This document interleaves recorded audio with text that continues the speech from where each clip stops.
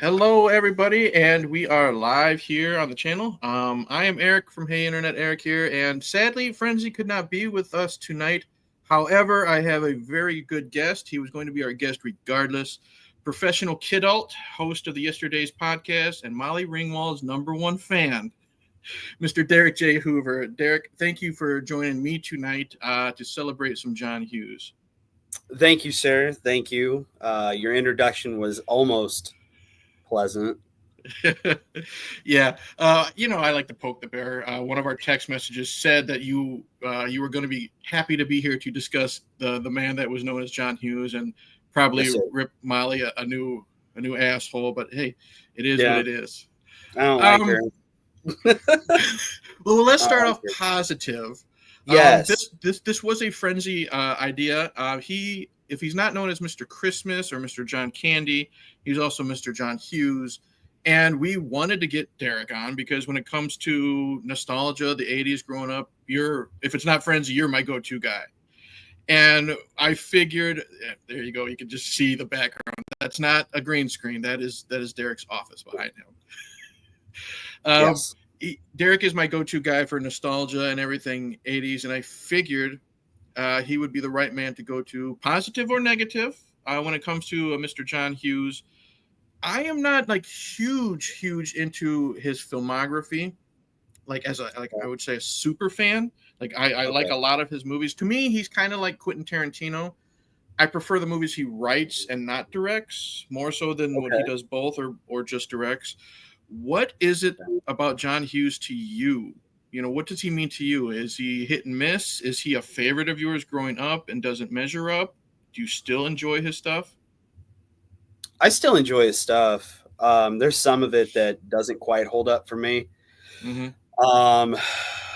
There's been varying degrees of success or appreciation for his works on my end. But sorry. It's okay. But I don't know. I've enjoyed him as a director. I do tend to enjoy him a little bit more when he's just acting as the writer. It's a crapshoot. It's a crapshoot. I have something positive and negative to say about almost everything he's done. So it's a wild card now.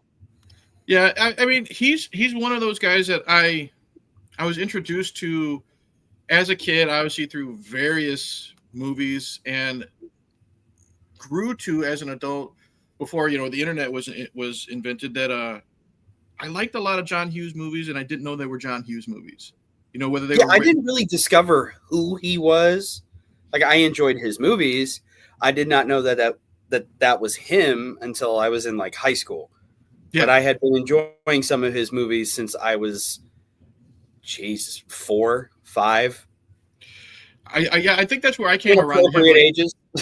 Yeah, because I obviously I saw Home Alone in theaters and stuff like that. Grew up watching Uncle Buck, and this and that. But when I really got to know who John Hughes was as a director was like you said, high school.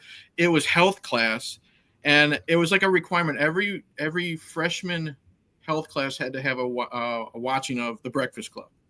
So they can. It's weird. I think it's just because that's what we were going through at the time. Who are you? Are you the criminal? Are you the nerd, the princess? That type of weird shit. And John Hughes, I think that's your health teacher, like sitting there thinking, "I gotta fucking connect to these kids somehow." Breakfast Club, let's go. Yeah, and it was just always interesting that that was my introduction to John Hughes, and of course with TBS playing it every fucking Saturday, I quickly grew sick of John Hughes. And when I learned of his bigger filmography, like Uncle Buck, a favorite of I know both of ours is Mr. Mom, you know what I mean, which was just written by him, and it was just interesting to see what he actually has his fingers in, even if it's not directed by him, because his filmography, just writing stuff, is amazing. We watch Christmas Vacation every year. And that's one of our go-tos. Again, Mr. Mom, you're the Batman guy also, other than just the nostalgia guy. And we've had conversations before, and you've done an episode on Batman 89, how people were wondering, what, we're going to have Mr. Mom as fucking Batman? Yeah. I mean, he was a comedy guy. Yeah, and it's just interesting, like how many things he's been involved in that we grew up with. 16 Candles, which is another one that I really liked, that was played every fucking Saturday, probably before or after, The Breakfast Club on TBS, which I hate to say, I kind of grew sick of. TBS had this like period where they would Mhm. do. I was just thinking about this the other day, actually. They had dinner and a movie, I think, on Fridays. Yep. Mm-hmm. And then like they would do like 80s weekends, like that, like a block, and it was usually late at night, well into like 2 or 3 in the morning, and they'd play like 4 or 5. Am I freezing up a lot? A little bit, but your audio is fine. Okay. I'm more of an audio guy anyways. I'm not a YouTuber, so it's fine. But yeah, they would just beat the shit out of 80s movies on the weekend. And like they had bumpers and stuff for it and everything. And I mean, you typically, your Breakfast Club, your 16 Candles, maybe that was like the first movie of the night. If not, it was shown like sometime during the day on Saturday or Sunday. Late night usually got you like Some Kind of Wonderful, or like your deep cuts that you didn't really, that aren't as lauded or celebrated as they should be. And that's one of the 80s ones I have not actually seen yet, is Some Kind of Wonderful. I don't know why. It's just never come up in just like my recommendations of streamings, or just like I want to sit down on the couch and like, I want to watch Some Kind of Wonderful. You know what I mean? But it's got a great cast. I love Eric Stoltz too. So yeah, well, if anything, just for the few times that Elias Koteas shows up, because it's magic. He makes anything good. You know what I mean? Yeah, he's like that he's like the salt and pepper to a steak. You know what I mean? It doesn't matter whether it's like something like Ninja Turtles or a crime movie like Fallen, or even if he's made to be the babysitter in fucking Ninja Turtles 3, he's the reason why you're watching the movie for the most part. Yeah. He makes it better. He's a fun guy. Yeah, I don't know what it is. Some Kind of Wonderful is just one that just never attached to me. Do you have a go-to John Hughes movie? Like when you're like Batman's your go-to, like when you're having one of those days, that's your comfort food when it comes to movies and stuff like that. Do you have a comfort food, John Hughes? I have more than one. Yeah, it depends on what kind of mood I'm in, but I would say Weird Science. I love Weird Science. I fucking love that movie. I'm sure there's things about it that are problematic, as are most things from the 80s. It is what it is. But I absolutely adore that movie. I love it so much. My father let me watch that with him when I was fucking 4. God bless him, man. I love. My dad was super rad before he got some broad pregnant. Yeah, it was just downhill from there. Yeah. Let that be a lesson. Don't be a fool, wrap your tool. That's right. I mean, I really can't say anything. When I was going through, I'm also one of those guys that, as long as there's no hardcore sex, my daughter can watch all the violence and language that she wants to if she walks in the house. And that was one of those that I had on the TV, because I got we're still packed up, but I got the Blu-ray. I went out and bought the Arrow Blu-ray or whatever with all the bonus features, and I was playing. And of course, she walks in right when they're doing Lisa's breast size on the computer, and then she's like, what's going on? She doesn't put 2 and 2 together, and then of course she leaves, go plays with her toys, and she comes back when the chick is getting sucked through the fireplace. That same chick is also in Joysticks, by the way. I tried Joysticks, man. I really tried. It's not a good movie. I love a good 80s sex comedy, but I just couldn't with Joysticks. I don't know why I have an attachment to that movie. It's probably Joe Don Baker. Yeah. That's probably why. That, and it centers around an arcade. Mm-hmm. It is largely not a good movie. It is largely terrible, and it is just right. And this may be the first place that I saw it. It's right for the Friday night edition with Rhonda Shearer, USA Up All Night, but it's very bad. It is a very bad movie. But because I remember you and Frenzy were the only two people I texted that know what joysticks oh shit, he is. knows what that is. Oh, I can't speak for him, but I'm pretty sure he enjoys it because he loves a lot of those '80s trash comedies. But Oh, I love that he knows I just love that he knows what it is. I'm not gonna lie, it took me like 3 or 4 attempts just to finish watching it on Tubi, and That's it fair. was a struggle. And That's again, fair. I'm a guy who loves Hamburger the motion picture, and I couldn't do joysticks. Yeah, you do. Yeah. I would But say, to answer your question though a little please bit, do. my go-to movies, I would say Weird Science, Trains, Planes, and Automobiles. I love that movie. Yeah, that's another one. Yep. And oh god, Dead Heat between Uncle Buck and Great Outdoors. I know I kind of want to throw Ferris Bueller in there because I do love Ferris Bueller. I know it's a John Hughes written movie. I associate it more with Christopher Columbus. I know the two work together a lot. That's how I am with Home Alone. You know what I mean? But that's like how, yeah, exactly. Home Alone. I don't classify it as a Hughes movie. I classify it as a Christopher Columbus movie. Yeah. Yeah. Because you can write whatever the hell you want. It comes down to how somebody directs it. Ferris Bueller is a go-to of my wife's. It was cool. I will say this, as much as I do love it, it's not one of my favorites, but we have a local theater here that plays like midnight movies sometimes, old 80s stuff. And we did get to see it recently, I think within the last year on the big screen. So that was kind of fun. Her go-to is Uncle Buck. Great Outdoors. I kind of have a love-hate relationship with that one because I love everybody but Dan Aykroyd. And I know you're supposed to fucking hate Dan Aykroyd in that movie, but I think he's so good when he's the smarmy asshole that I just want to turn the movie off because he's just unpleasant. I love that about him. I love that about him. He's just so unpleasant. I'm gonna have to say my go-to is gotta be Mr. Mom. Because there's I don't know what it is. It's the characters are so likable.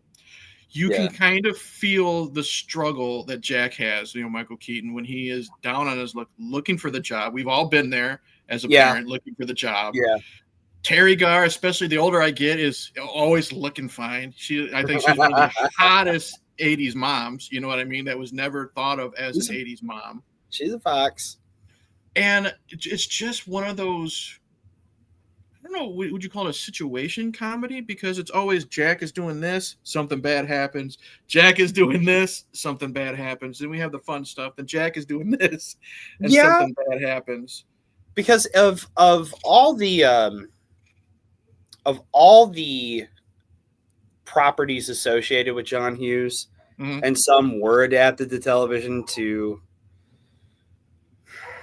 not so great acclaim. Uncle Buck was done twice. Yeah. Oh, yeah, that's right. Uncle Buck, they took a shot at that twice. The second time around was a little more successful because I think Mike Epps, it's hard to fuck that up. Yeah, but I haven't seen Mike Epps. I've seen the one that came out in the 90s on USA. That was like 8 episodes, and I couldn't do it, dude. Even as a kid, the shit wasn't funny. No. Mr. Mom is probably, I think the reason why it resonates pretty well is, and especially to us being our age, we're both dads and husbands and shit. I think it's one of the more grounded of his movies. And you mentioned sitcom-y. That is one that would lend itself much better to being a sitcom. Like if somebody wanted to adapt that into a movie, or I'm sorry, into a show, that premise works better as a show, or well, it works great as a movie. What I mean is, of premises that could be adapted, Mr. Mom lends itself rather well to that. Like that, you could tune in week to week to see, what's he gonna get into now? Yeah, you're right, because that's what it is. It's he can't get a job, so he's trying to learn how to do the housework. You could put anybody who's good at comedy. God bless Michael Keaton. I wish he's like Tom Hanks, that I wish would go back to comedy, because that's how they started, and they were so good at it that They're just now He just doing like was, drama man. and stuff. But the writing of John Hughes with Mr. Mom, like I want to see that script. It's just Jack tries to do the laundry, and the dryer explodes type of thing. Oh no! Jack can't figure out what to feed the baby, so he gives it chili, this and that. Jack has to go to his wife's boss's birthday celebration or whatever it is, and those could fit into perfect like 20-minute segments, and those that just episodes, shows those to me it shows how good Hughes was with writing. Just I pictured him. I always pictured him when it comes to stuff like that, sitting down and he's got that dartboard ahead of him, and he's got different little things, little situations. He just throws the dart. He's like, okay, I got to fit this into the script, and it just fucking worked to me. Yeah. And another thing he's known for is writing to the generation of kids in high school, because a lot of it was kids movies, high school movies like 16 Candles or Breakfast Club. Some Kind of Wonderful. The only one I don't like, and I can say, I've given it a couple shots. I don't like Pretty in Pink. I've tried. I don't know what it is. I just don't like Pretty in Pink. But he did speak to a generation, and it's a really cool talent that he had, being a man of his age at the time. He wasn't an old man writing for no, but by comparison, he spoke to it, and as like I said, I've kind of, I don't want to say I trashed 16 Candles, just I've seen it so many fucking times. You know what I mean? You could relate to a lot of those kids, and that's what I thought was good about his movies, is they were relatable when it came to the subject matter, and there was more to, like, John Bender. There's a reason why he's an asshole. You know what I mean? Yeah. His dad burns him with fucking cigars. His dad's a dick. Yeah. Or why Brian brought the gun to school, because he was failing shop class. He can't do the menial stuff. He's just the brain. And you might not pick up on that as a kid or even as a teenager, but it's stuff that can resonate with adults, I think, because you always look at films differently during the different age brackets you are when you grow up, and you just see things. And I've grown to appreciate John as a writer a lot more as I've gotten older, because he can, I don't know if he was a troubled kid growing up, but he can write these type of movies, dramas as well, and pull from something, obviously, and write more than just, a wacky, zany show with, a bunch of kids in detention. He pulls more into like the family life, something's up with Ali. Something's up with Ali Sheedy. There's a reason why she just fucking hangs out, in detention, because she's got nothing better to do. She's probably got the worst home life. You know what I mean? We don't know. We don't figure out what that is. Yeah. So he could do the dark stuff too, if you think about it. Well, he has said, he's dead. Mm-hmm. He had said in the past that John Bender was probably, of all the characters he had written, was the most based off of him. And on top of that, he's a writer. There's something angsty going on there. There's something under the surface. No matter how fun Life at Home may have been, something was up. Especially if he wrote a character, like Bender, based on him. So he probably had his own personal ups and downs with his home life. And it obviously, I would say, probably issues of being a little bit of an outsider, because you look at most of his movies, the protagonists are the type that they start as outsiders, they end up becoming popular on their own terms, like Gary and Wyatt. They go from zeros to heroes. And they get the girls. They get the girls.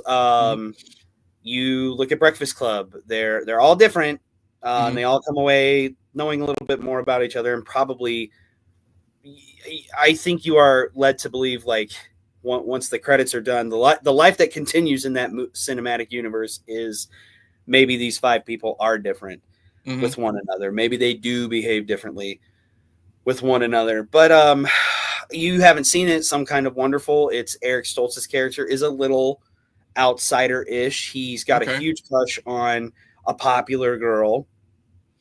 And that's sometimes too something I've noticed with some of the ladies in his movies. There is a struggle, and you don't think about it when you're like a teenage boy watching it, especially if you're a teenage boy like me. Like I was pretty popular. I was a popular guy, and my road to popularity was not traditional. I didn't play sports. I was on the speech team. I was on theater, but I was funny.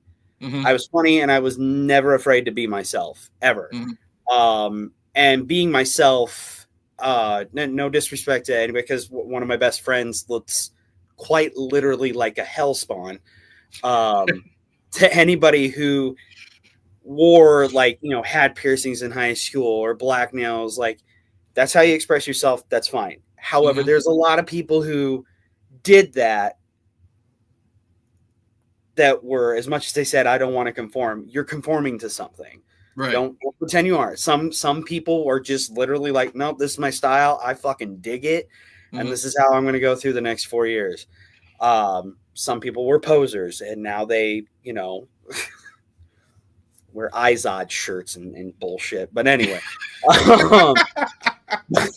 or whatever, you know, we all know people who's like, oh, I'm the dark, moody one. It's good. And now it's like they get into college, and then they had the puka shell phase, and then you know, now they're adults, and it's, you know, spurries and fucking that bullshit. Meanwhile, I'm fucking over here still wearing Thundercat shirts and K-Swiss like a motherfucker. Hey, I have no room to say anything. Before I had to do the moves, you know, I was searching eBay for battle trolls and, you know, food fighters and shit like that, stuff I haven't even owned for like the past 30-something years. Or dude, all this shit going on in my office, I've never hidden this. I've never hidden this from the world. Ever. No, ever. I've never felt the need to. Nope. And maybe that was part of my cool. It was like, all right, man, he's a geek, but he does not give a shit, and he will fuck you up if you look at him wrong. And he will probably steal your girlfriend. Don't piss off the He-Man guy, you know? No. But one of the themes he would definitely, you saw it in Weird Science, you saw it in Some Kind of Wonderful with Leah Thompson's character, you saw it in Breakfast Club with Claire, Molly Ringwald's character. This struggle, or this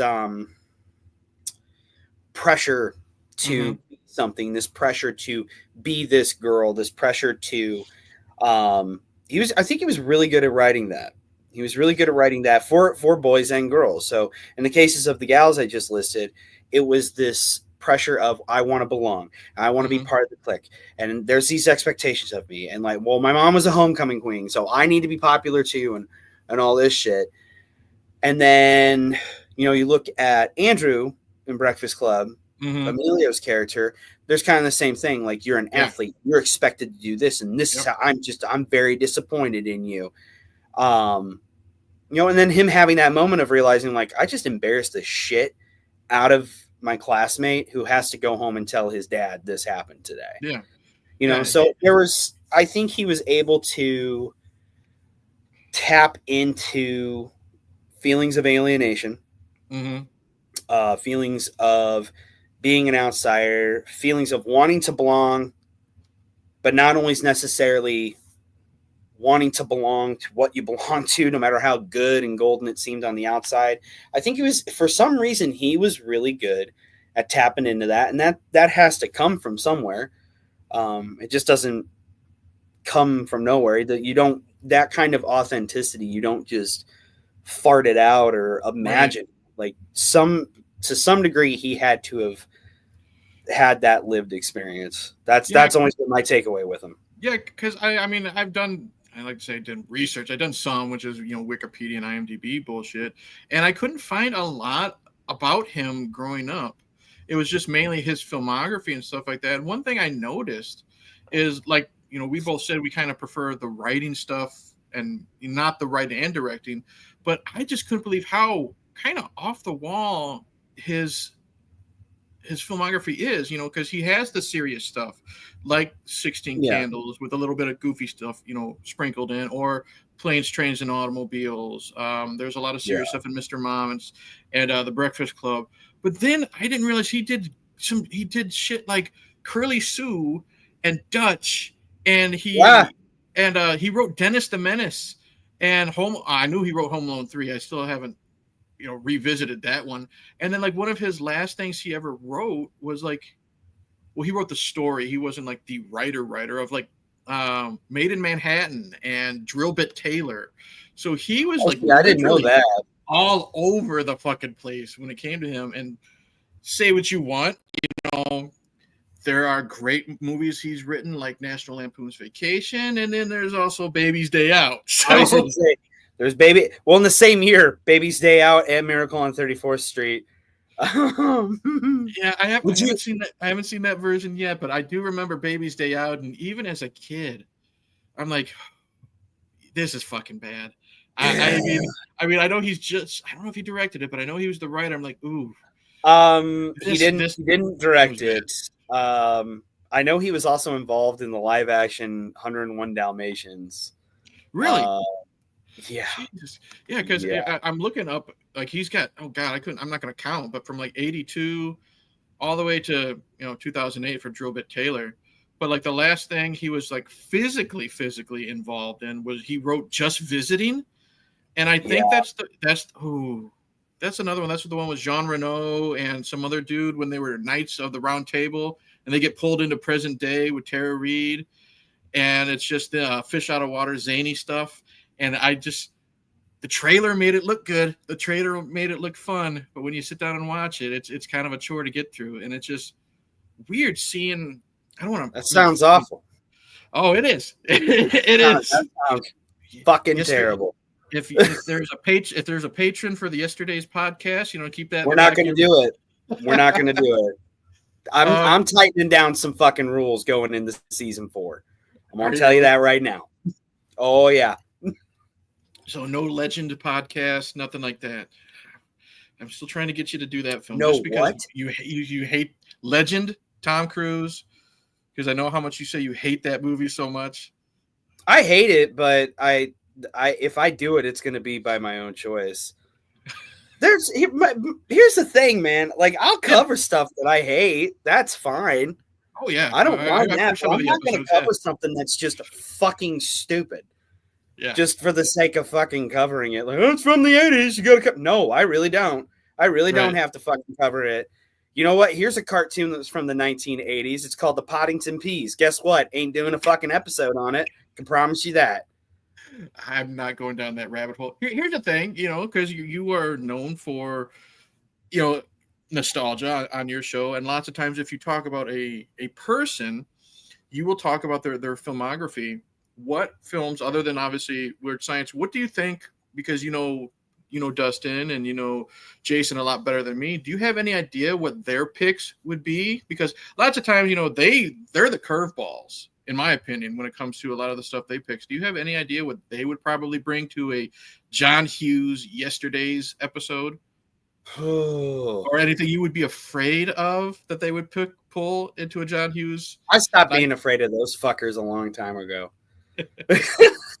Like, they're gonna do what they're gonna do, and I'm gonna love them in spite of it. And honestly, that comment is aimed way more at Jason than it is at Dustin. Oh, of course. His Jason's ponytail pulling has just, I'm numb to it now. Oh yeah. Like, I'm surprised it took me this long. I've been dealing with his shit since I was fucking 7. Like I could see Dustin maybe pulling in something like Career Opportunities, you know what I mean, or Dutch, maybe Curly Sue. But Dustin is going to be full He would definitely throw out Career Opportunities in Dutch. He 100% would. Not for nothing, but Jason would be a Home Alone 3 and Flubber type of bullshit. You know what I mean? No, because he knows he'd have to talk about it. That's true. And he would not do that to himself. But his picks would probably be, and I don't. This is going to sound a little more condescending than I fucking wanted to, but this show is full of condensation. Don't worry about it. It's full of condensation. That's right. Condensation. Condensation. Do you mean condescending nature? Yeah, whatever. Anyway, his picks would probably be a little bit more pedestrian. Like your typical stuff. Like he's like, well, and that's probably what he would say. I'm like, my picks would be like, your typical stuff. And he'd rattle off like Breakfast Club and stuff like that. We all three, I promise you, would pick Weird Science. We all three love that movie. And as far as favorite parts, we all three have different favorite parts,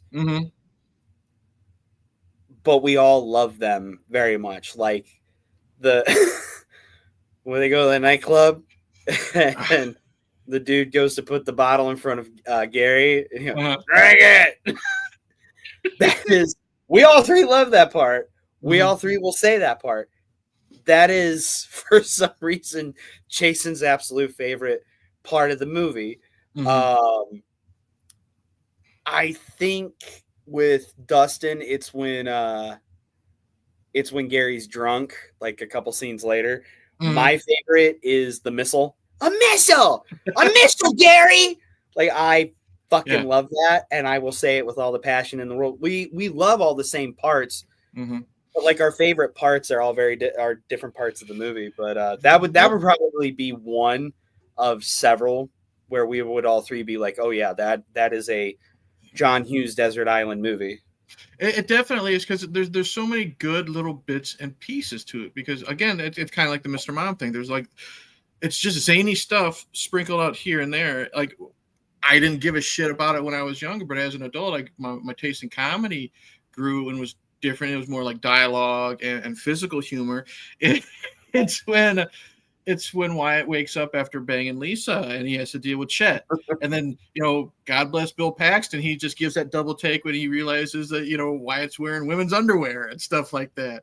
And Hughes was so good, whether it was just movies he directed or just written. He was so good when it came with up and coming actors like Bill Paxton. You're surprised a lot of people that started with him. They're not a lot of people you see as often anymore. You don't really see Molly Ringwald or Anthony Michael Hall or Ali Sheedy. You don't really see any of them. Eric Stoltz pretty much disappeared off the face of the fucking earth. You know what I mean? It seems like there came a point with him where I think I'm trying to think of the most recent thing I saw him in. But the first thing that pops to my mind is The Butterfly Effect, and that movie is like 20 years old. You know what I mean? Yeah, and I would say prior to that, Anaconda. No, that was the 90s, wasn't it? Anaconda was the 90s. It was late. It was very late 90s, I think. Yeah. Okay, it was pre-Butterfly Effect. I know that. Yeah. Rules of Attraction. He's a skeezy college professor in that. He always has up until now. Yeah. Up until Butterfly Effect. Yeah, he kind of poofed away. I think some of these people just like either got burnt out on acting, and are making enough residuals where it's like, I don't have to work if I don't want to. And maybe and some of them have transitioned to they'll do voice work here and there. But and then like some of them, they're just bad or difficult to work with. Yeah, I've never heard a bad thing about John Hughes when it comes to people working with him. But when you say that, the first thing that came to mind was when he was working on Breakfast Club. And he said he will never, ever work with, brain fart, John Bender. Who plays John Bender? Judd Nelson. Judd Nelson, yeah. He said he'll never work with Judd Nelson again because Judd was such a method actor. And he was just treating every single person like crap because he had to get into the character and just be me. I fucking hate That's like one of the worst tricks. Acting. Yeah, that's one of the worst tricks any kind of acting coaches or school or whatever played on young actors like that. Well, that's part of what got Eric Stoltz bounced out of Back to the Future. I mean, there's a few different reasons, but one of the reasons why is he was method and he would take things too far. Like there was early on in the movie, there's an altercation between Marty and Biff. I think it's at the diner, and he gets, I guess, like they had to call cut because like, oh God. Thomas Wilson got pissed because Eric Stoltz was like getting super physical with him and like big, giant, beefy Thomas Wilson. Like, dude, you're not going to touch me like that. You're not going to act like that.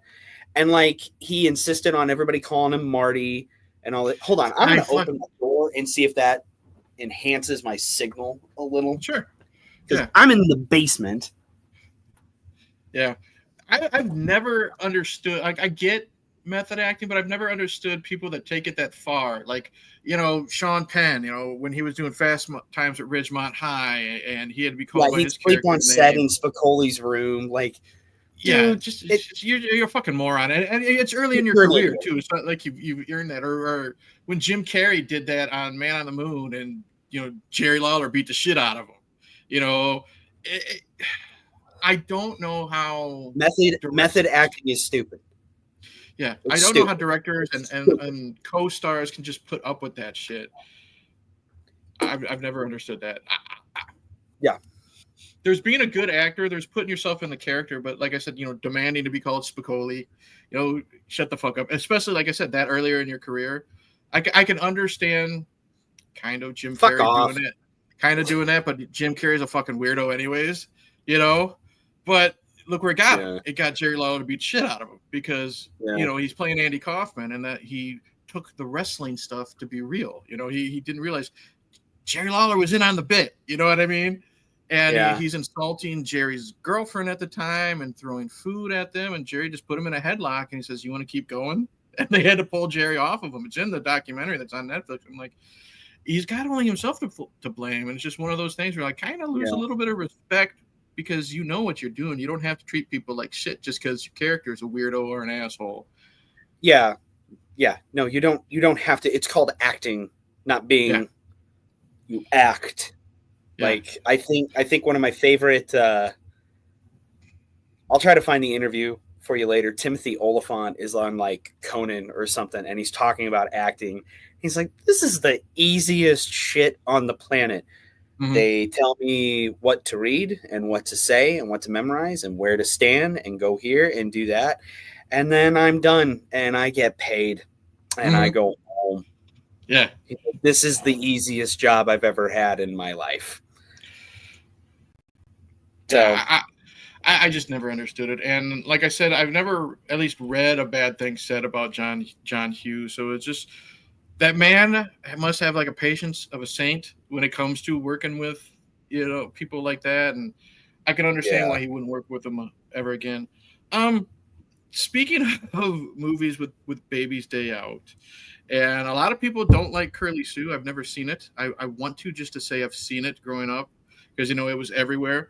Is there a movie that you've watched by, you know, that John's involved in and you've tried and you just, because I always believe every movie deserves a second chance. Is there a movie of his that you just you pump the brakes and say, no, I'm not going down that one again?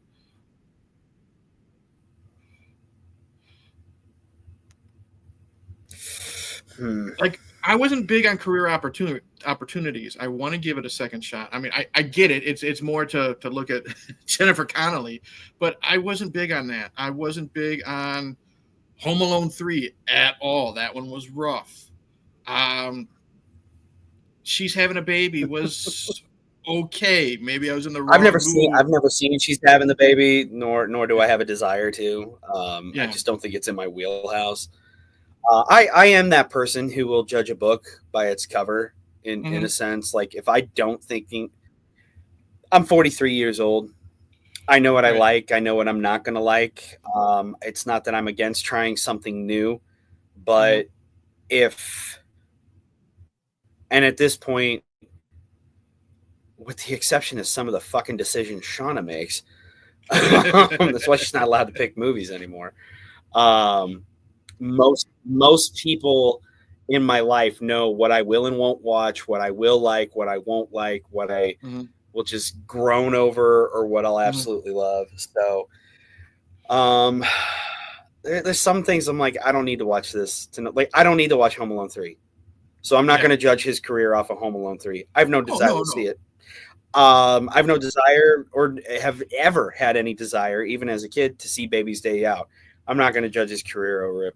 No, don't do it. So when it comes to like his catalog, it has to fit into certain parameters. It's got to be 80s, 90s nostalgic. It's got to be comedy or dramedy, as it's sometimes called. And we'll go from there. And I'm either going to like it and it stays in the rotation. I'm going to like it, but once is enough, or I'm just like, this sucks, and I'm just not going to watch it again. Like, oh, how about this? How is there one that you'll suffer through because you got the little guy? Like, you know, when my daughter was younger, she wouldn't watch it now, but you know, I'd suffer through watching Beethoven. You know what I mean? Just to say something she would like or anything. Is there anything that John Hughes that your son has gotten into that like you as an adult kind of roll your eyes at now, where like the nostalgia glasses are off, or you've grown out of enjoying that film? Something like that. Because like a Beethoven, I enjoyed it as a kid, but now if I watch it now, at 43, I'd just be one of those where I'd probably turn it off within 30 minutes type of thing. I don't know. Charles Grodin's anger is very palpable in that, and I relate to him very much in that movie now that I'm a grown man. Yeah. I can't. My daughter, because you gotta think he's only 6. She likes Uncle Buck. She's seen that. She likes Home Alone, but she's the perfect age. Remind me again how old. Remind me again how old your daughter is. She's 13. She's now 13. Okay. So she's got quite a bit of lead time on Henry. Yeah. Henry's only. Okay. Yeah, Henry's only 6, so like I'm not revisiting Great Outdoors with him. And part of my metric with what I will revisit with him and what I won't is my own life experience. Now, without going down a rabbit hole, for better or worse, Susan, my stepmother, who's often jokes about on the podcast, did set some structure in life that probably was sorely needed. I'm not going to disagree that it wasn't needed at that point in time. I love my mom and dad very much, but arguably they both had their heads up their asses in certain regards. All 3 of my parents had their heads up their asses in some way, shape, or form. Sure. Somehow these 3 failures managed to produce a functioning adult because where one sucked, the other made up for it. Even everything out. But what's that? I said, yeah, it's like the bad, the good evened out the bad. It was like, 50-50 type of thing. Somewhere in there was some evening out in regards to some things. But I will say, Susan was pretty good at introducing me to certain movies, but she's the one who introduced The Great Outdoors to me. Oh, but really? That was a Friday night, like, let's make some homemade pizzas and rent some movies night. Okay. And she let me watch it. And there were swear words in it, but if it's one of those things where it's like, well, did I watch it at this age? So can he watch it at this age? I'm pacing that. So there's not really anything necessarily nostalgic outside of cartoons and a couple movies that him and I watch. Because again, he's 6. I'm not going to get him to sit down and watch Beethoven. I'm not going to introduce it to him for any reason. Because do you think he would? Go ahead. Would you watch Weird Science with him, or do you think he's too young with a lot of the sexual themes and stuff like that, or do you think that's still a little too out of his age range for him? He's too young for it. I was too young for it. Right. Well, I love my dad very much. I love and miss my father very much. I had no business watching that movie when I fucking watched it. Bro, my dad introduced me, God bless him, to Predator in elementary school. You know what I mean? Uncut on HBO, Predator. And that's got all the pussy jokes and the heads and the heads exploding and all that stuff. So yeah. Oh no. See, my dad, he didn't. So I again, it's the lens of hindsight. Now I'm a parent. She is truly a piece of shit, but I understand why Susan did a lot of the things that she did. because my father did not. He was a decent man, all around for the most part a good man. He wasn't horrible. He wasn't evil. He just had his shortcomings.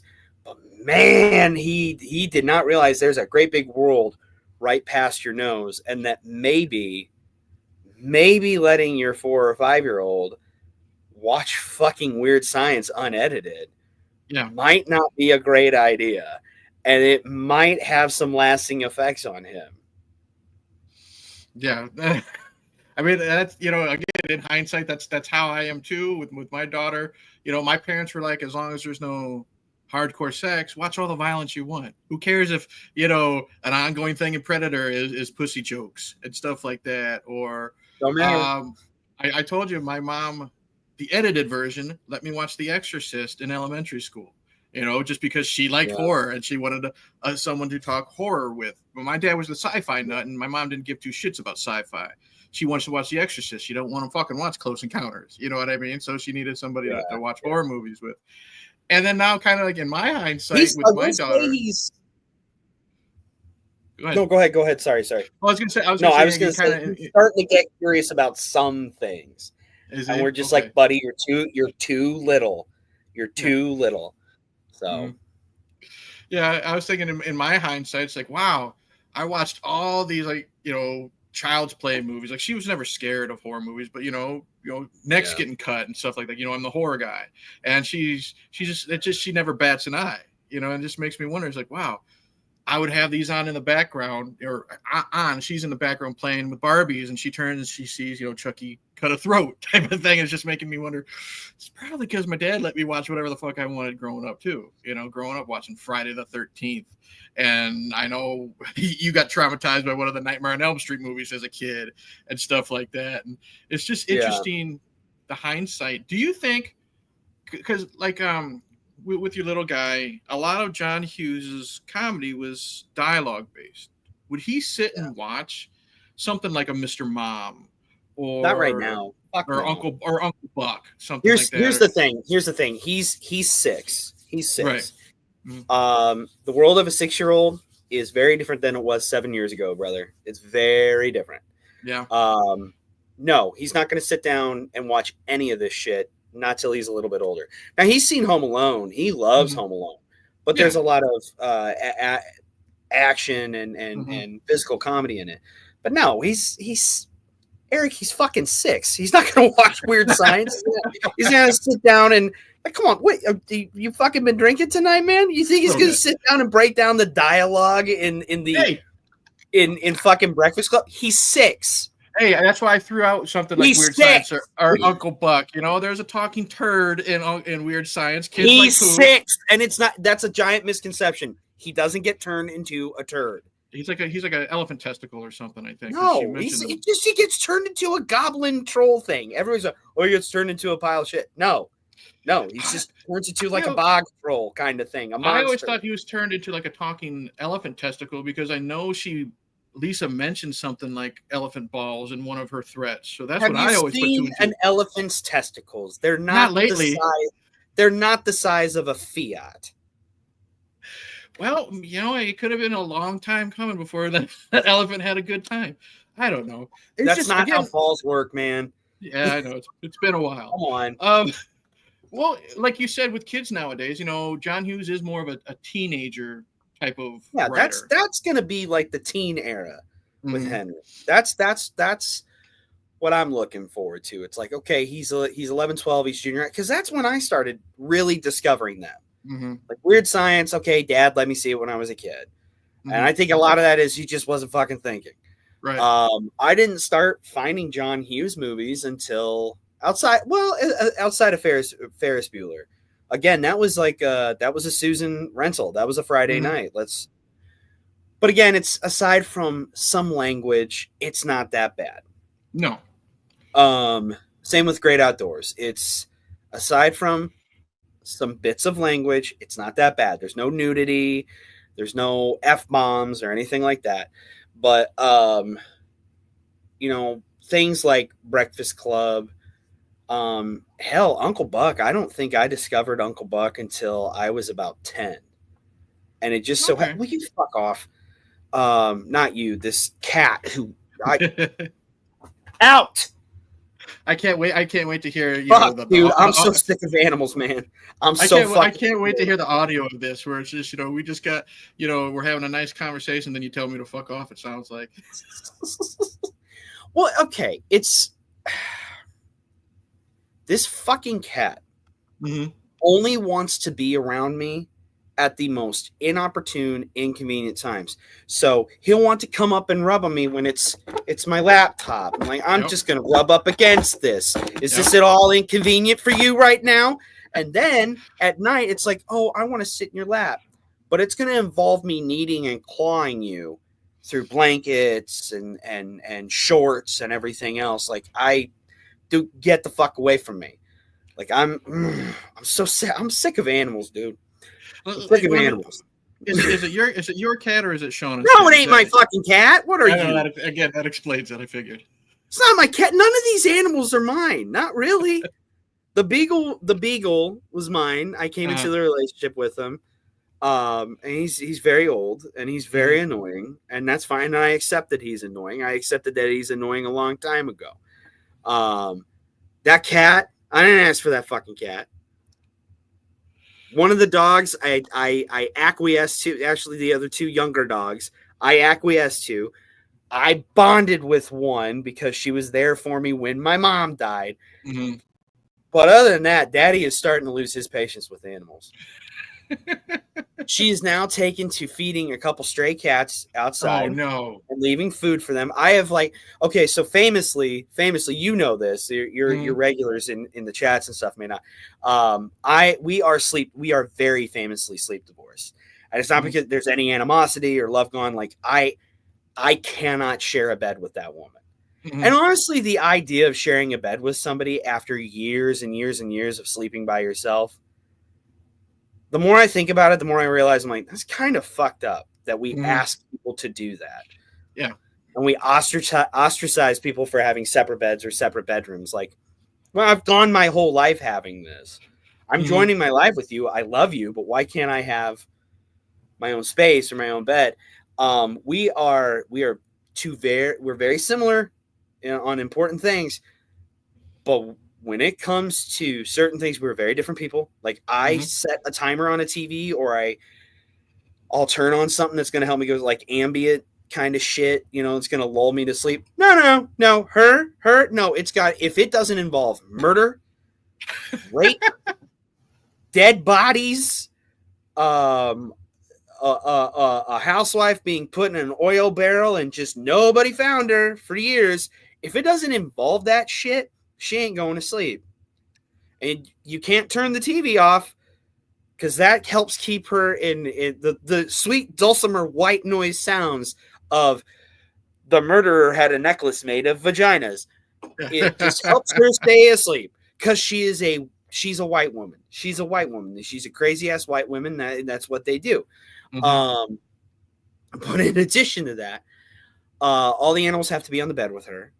And in her defense, I snore like a busted chainsaw unless I'm in certain positions because my damn nose has been broken so many times. So lately, especially during summer, I will sleep downstairs in my recliner because it's about 5 to 6 degrees cooler downstairs. It's a basement and cold air sinks and yada, yada, yada. And plus, it's my cozy basement. It's my area. And Henry will sometimes sleep on the couch down there, whatever. But where the recliner is, it's like adjacent to the steps.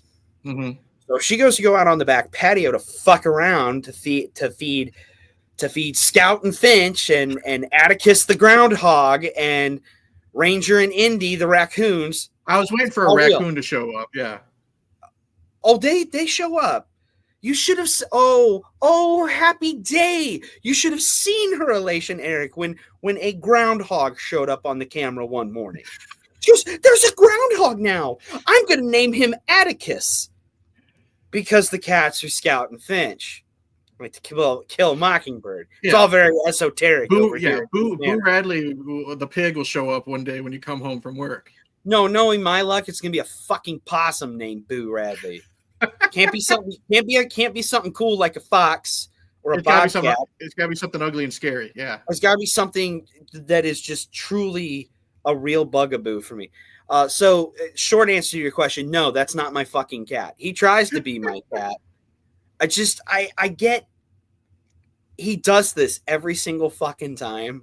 Mm-hmm. I live stream. If I'm doing Retro Cavalcade with Andrew and Allison, he has to sit here and start rubbing against stuff. The times I guested on GDL with Quip, has to sit there and do that shit. I'm like, will you fuck off right now?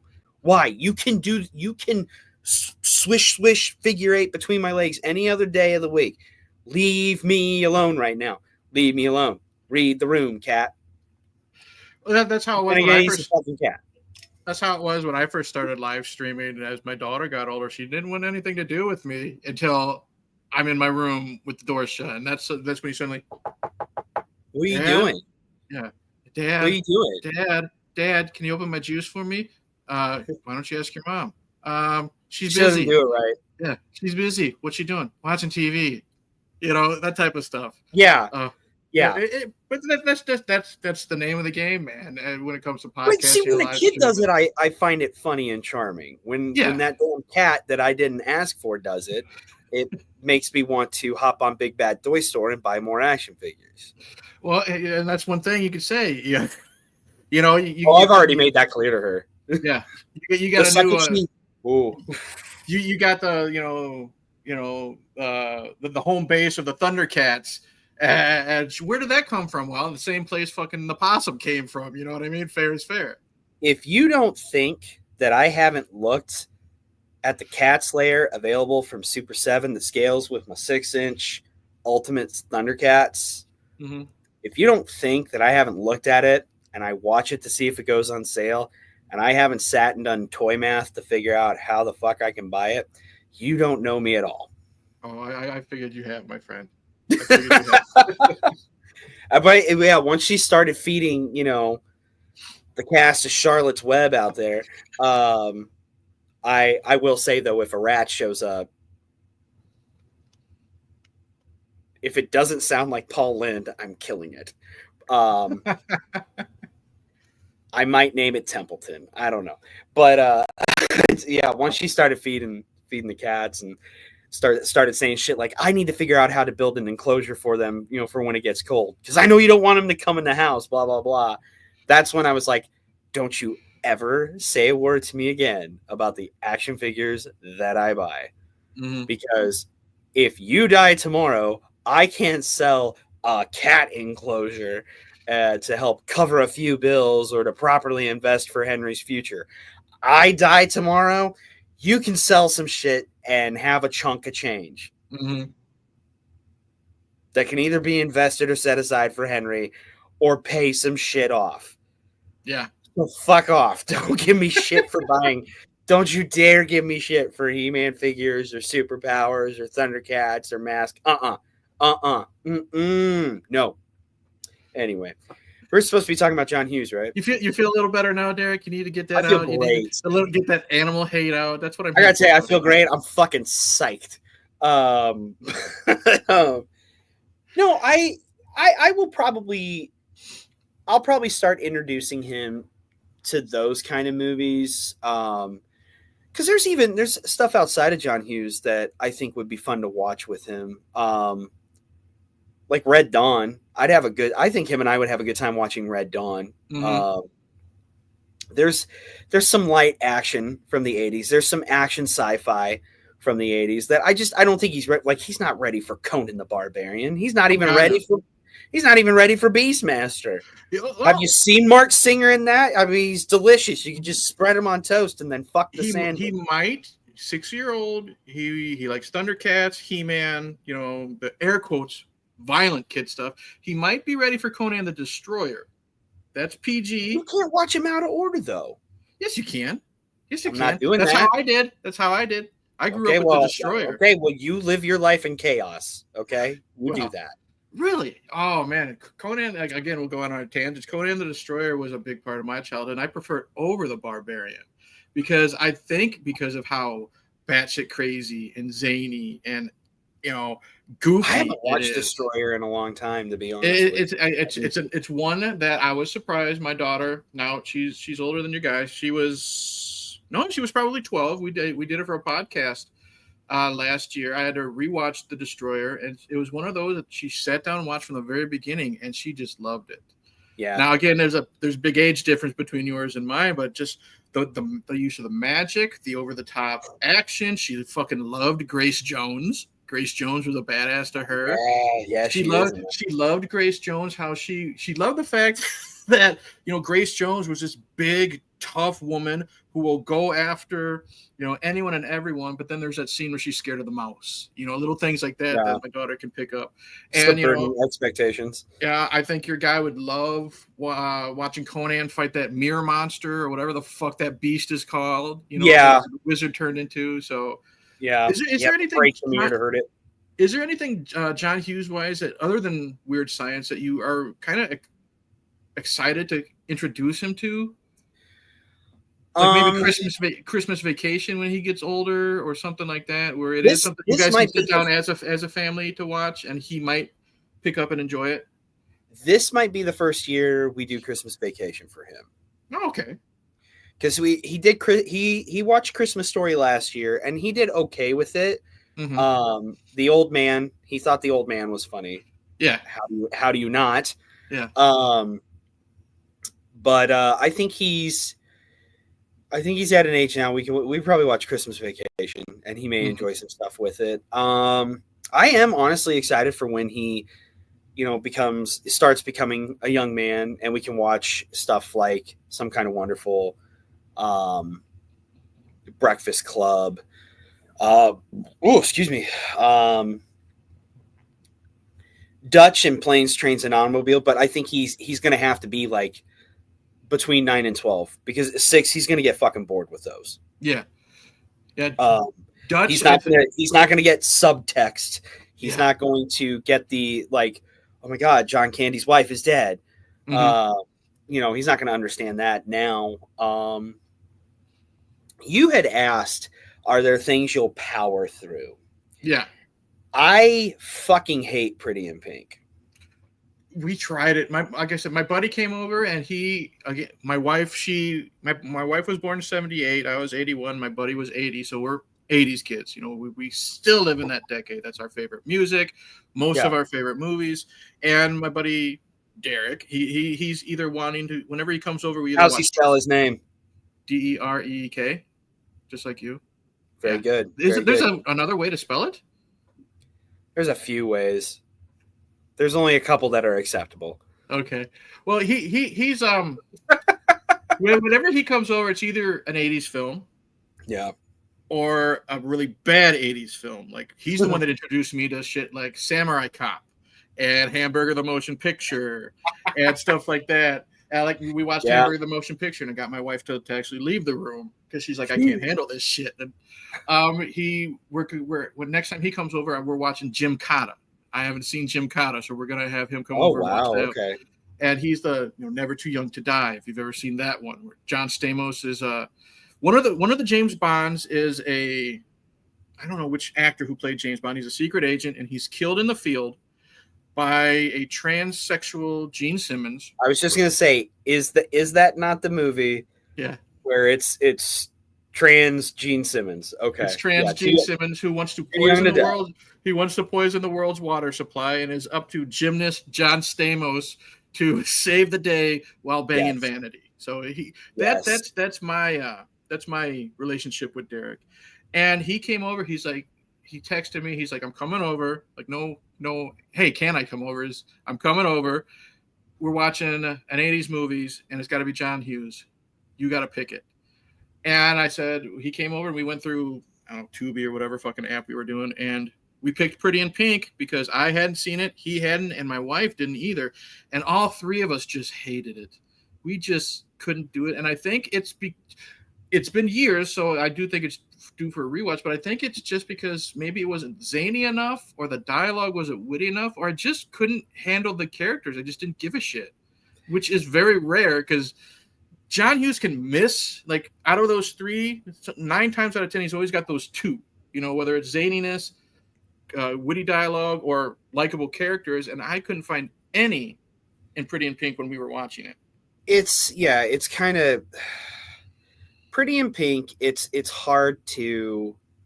I mean, I know there's people out there who absolutely love it and adore it, and if you do, I mean, I don't want to fucking shit on Rug. If you love it, love it so very hard. It just what doesn't work for me. Like I think one of the weakest members of the Brat Pack. I don't even really consider him a member of the Brat Pack. I consider him a hanger-on or like a satellite member or junior Justice League member, like fucking Snapper Carr or some bullshit. Andrew McCarthy, like he kind of sucks. There's no kinda. He's not the reason. He's not the reason to watch Weekend at Bernie's. He's not the reason to watch Pretty in Pink. He is a hanger-on. There's one thing I liked about him, and it was like a Tales from the Crypt episode where he was falling in love with like, which one's still alive? Mariel Hemingway.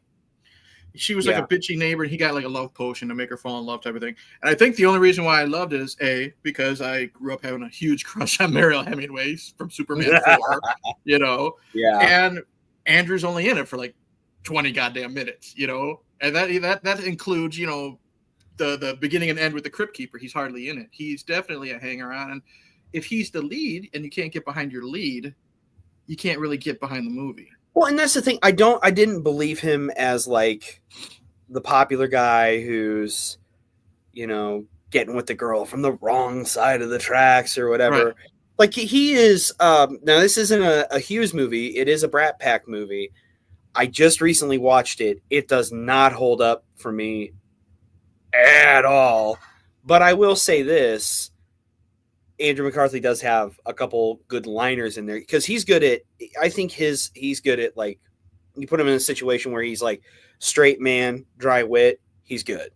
Yeah. And that movie would be St. Elmo's Fire. Like when Demi Moore's coked out and depressed and she's like rocking and Billy's trying to break in there and they're about to weld or like acetylene torch the bars off the window. And all of a sudden she opens the door and Billy Pratt falls in. Like it's a little bit of like dramatic physical comedy. Andrew McCarthy just goes, "Hey, Billy." And there's something about that.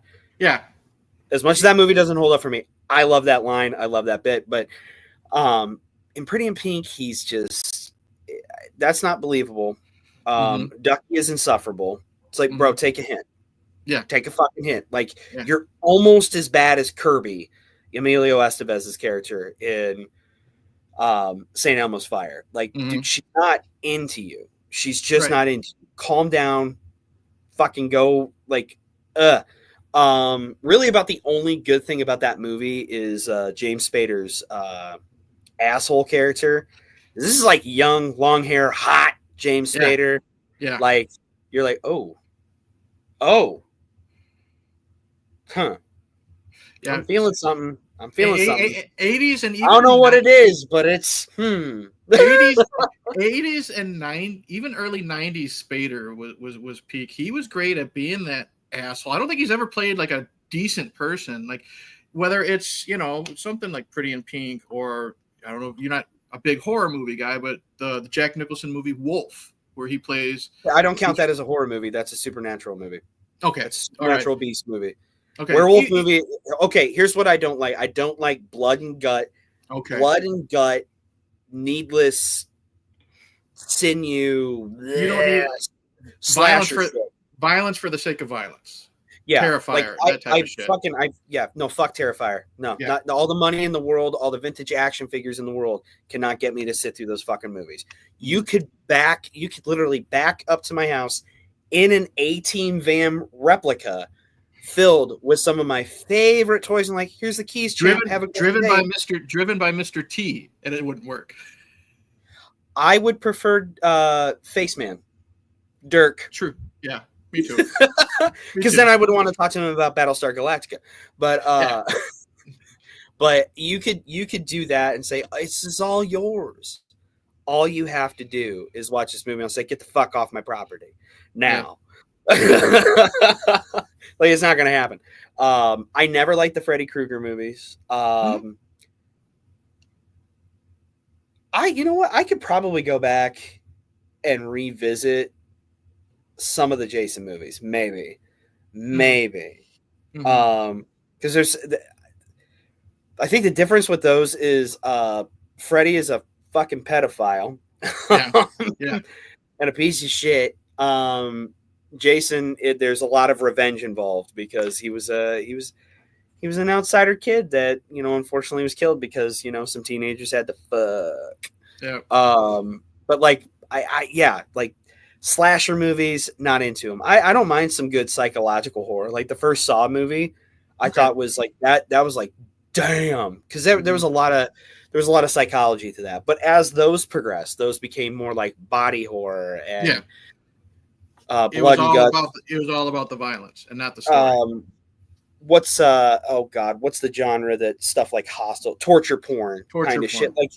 Like man, I don't want to see this. Like, no. But like a decent monster, like werewolf movies are always, specifically those, are always in their own little thing. Like, I will watch a werewolf movie. Hell yeah, no matter how bad it is, I'll check it out at least once. Right. Because you're a bit, I know you love Silver Bullet is one of your go-tos. Yeah. I love Silver Bullet. Because even for Halloween, I think it was for Halloween, you did nothing but werewolf movies for that month. Yeah, Halloween. Yeah, we did. We did The Howling, which was fucking phenomenal. Great. I still love that movie. Fuck you. Sit there in your wrongness. Sit there in your wrongness. I've tried. But hey, you know. What do you mean you tried? Did you though? Yes, I did. I bought it blind, the Blu-ray. I still have the Blu-ray because I'm honestly surprised that you had the difficulties with The Howling that you did. Now, it's by no means high art. No. And you know me. You've seen some of the stuff I posted. I'm watching online. I watch a lot of garbage. I do. Yes, I watch a lot of garbage. But there's I'll start calling you the trash man. I eat garbage. I'm the trash man. Eric, no one wants to see a 43-year-old man eating garbage. Yes, they do. Yes, they do. It's just one of those things. I just couldn't get interested in it. I love the practical effects during the werewolf transformation. Great practical but I'm just wondering when it's taken 5 minutes for him to change. You know, she can get out the window or go out the door. Yeah. Or like that. I'm a Joe Dante guy. Joe Dante is my favorite director. Again, that's why it surprised me. You're a big Joe Dante guy. Joe Dante is my favorite director, and I get you always have to go into his films with a little bit of a Looney Tunes vibe. You really do. But when it comes to cartoon werewolf sex, and then just how bizarre and just off-putting it is for me sometimes, maybe I'll watch it a third or fourth time and like it a little bit. But it's just one of those I just couldn't get behind. But yeah, you guys did The Howling. You did An American Werewolf in London. Werewolf in London. Which is still Werewolf. Werewolf the series and Silver Bullet. And Dustin was so salty that we didn't do Teen Wolf. I'm like, fucking patience. He's still salty. Yep. He knows it's on the schedule. He has access to the spreadsheet. I was like, motherfucker, look at October. Yep. It's on there. We're doing it. But Jesus Christ, what were we talking about? We were talking about Spader. James Spader of all things. Sexy ass, like long hair, slightly Miami Vice, James Spader. Him and like the Psychedelic Furs, Pretty in Pink, the song. Yeah, that's about, and some of the scoring for that movie. That's about it, man. Like that's one that I will, if he. A good example would be Jason, my co-host, his daughter, Lorelai. She, when she was like in junior high, so about your daughter's age, actually, she started getting into Stranger Things, and then was like getting into this like 80s nostalgia. I think everybody was. I think that was it was a gateway back to the 80s for this generation. There's several mitigating factors that led to this specifically '80s nostalgia boom of the 2020s, Mhm. but Stranger Things definitely is a part of that Venn diagram in a big way. But she started revisiting John Hughes movies and Okay. revisiting '80s movies, and she was doing that with Jason. And so, if something like that was up with Henry, he was curious, like, well, do you own Pretty in Pink, Dad? I'm like, no, but I was like, let me buy it. I don't give a shit. Right. It's one of those things. I'll own it. I don't mind having physical media. In fact, I prefer it. Mhm. And if he wants to watch it, yeah, we'll watch it, and maybe I'll see it again and I'll look at it differently. I mean, that's the way I was with Catcher in the Rye. When I had to watch it, when I had to read it in high school, I hated it. Mhm. When I revisited it in my 20s in college, I actually quite enjoyed it quite a bit. You brought that up in one of your recent episodes because you know me, I wait for the whole month to be uploaded and then I binge listen. And oh yeah, you so just you, like, you, rah, rah, rah, rah. yeah. So you mentioned Catcher in the Rye in one of last month's episode, and like that, it just made me Christopher think. Pike episode, I believe. That's what it was because it's all about authors. Where I decided we're going to start changing some rules for the Patreon. You know what? I'm not going to lie. You could be. You can turned honestly out to be a shockingly good episode. It was a very good episode, and you could be proud to say you're probably the only podcast out there that's ever had an episode dedicated to Christopher Pike. There ain't a lot. Yeah, there ain't a lot. But so, yeah, that's and that's what I like. That and Gravedale High, like those are my. I don't think anybody's really talked about those. No, and again, that's one of those that every Saturday morning, I loved it because it was fucking stupid, but it had monsters and Rick Moranis as a teacher teaching monsters. And then as I grew up and I found the bootleg, my buddy does bootlegs and he gave me his. He's like, I don't fucking want this anymore. And I watched it and I realized why it just doesn't hold up. You know what I mean? That Frankentyke can go fuck himself. And it's not great. No, it's not great. Great character designs. Oh, the animation was great. That's why, I recently did a video on We're Back, a dinosaur story. That's one of those animated movies that I'd never seen, but I grew up reading the book. Outside of the Disney bubble. And I watched it I think that was the last video I put up, and I'm like, this animation is just beautiful. And it's what Steven Spielberg presents too, so he's really into it with like the Tiny Toons and Animaniacs and Freakazoid. And that's another thing is if you can get behind something like the animation of a movie, like you might not like the movie itself, but it's beautiful. That's the problem with Pretty in Pink. We can't really get behind. I can't get behind anybody in that movie. I cannot get behind anybody in it. If I'm going to get behind anybody, it's going to be behind drug dealer James Spader. And that's not a good thing necessarily. You know what I mean? That's not a good thing at all. Like not even Annie Potts could like raise that movie from fucking perdition. She can only do so much, dude. Now I will lump this in with Pretty in Pink because I have similar feelings in some regards. However, you have a lot of things happening that does lift it up, and I'm like, okay, I can enjoy it. 16 Candles. I don't want to sit there and say I'm not a huge 16 Candles fan. Really, what it comes down to, and this is a good segue into it. What it comes down to is Molly Ringwald. That's what it comes down to. I was waiting for it, but we're an hour and 20 minutes in. It's time. Before we get to the Molly Ringwald hate, because I don't know how long you're gonna. You already let out your I've been thinking about it all week, so I think I can keep it tight. The animal stuff that was off the cuff. Yeah, I got no time frame, but you already let out your frustration with the animals. My problem with 16 Candles is, again, it's all TBS and TNT. It's probably because I've seen it so many fucking times. They did beat the shit out of 16. That's why, and that's why I never watch A Christmas Story on TV. I have my Blu-ray. I watch it once, and I'm done. Do they even still do that? I love my mother to death. God bless her. And God bless my dad when he was around. But every time I would visit for Christmas, that fucking movie was on their TV. And then it would, again, because I'm going to stay for a couple hours, 3 hours, so I'm going to see it at least fucking twice.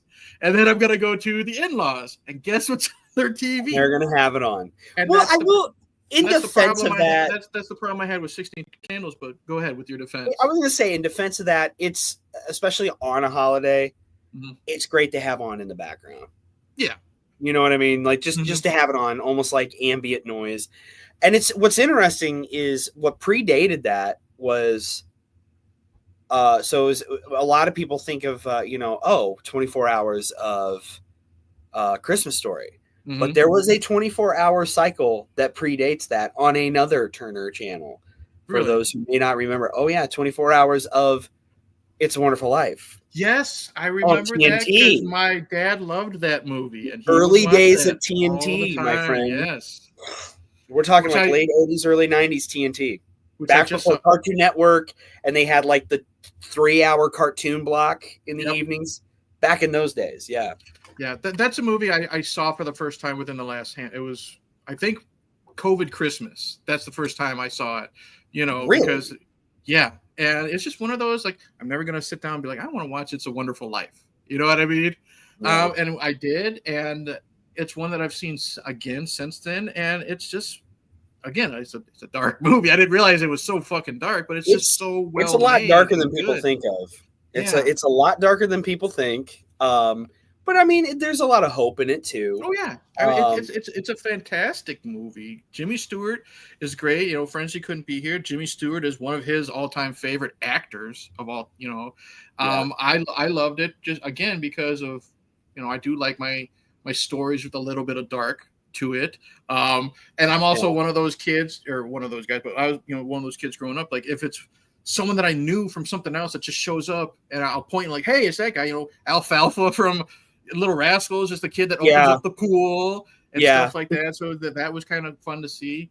But with 16 Candles, I appreciate it. I do enjoy it, but it's one of those I'll probably never see again because I've seen it 200 goddamn times in my life. I can quote Long Duck Dong, verbatim and stuff like that, or the creepy grandma who's happy Molly Ringwald is getting tits and stuff like that. Anthony Michael Hall is likable at that stage in his acting career. I think post Edward Scissorhands, I want nothing to do with him. And a gnome named Norm and all that weird shit. I like Jack asshole Michael Anthony Hall. That was the Hail Caesar, Johnny Be Good. Hell yeah. I haven't seen Johnny Be Good. I want to. It's always one of the. That was the first time I ever knew there was an R-rated director's cut when it came to VHS. Like I remember going to like Blockbuster or Circus Video or whatever, and it was Johnny Be Good, but at the bottom it says R-rated, not for kids. It literally said that at the bottom type of thing. Yeah. But with 16 Candles, I've just seen it so much, and it's just and it's just I don't ever want anything to do with it. Yeah. Speaking of not wanting to do with it, why don't you like Miss Ringwald there? Mr. First Hoover? of all, she was never a good actress. Ever. No, she's awful. She's terrible. Awful.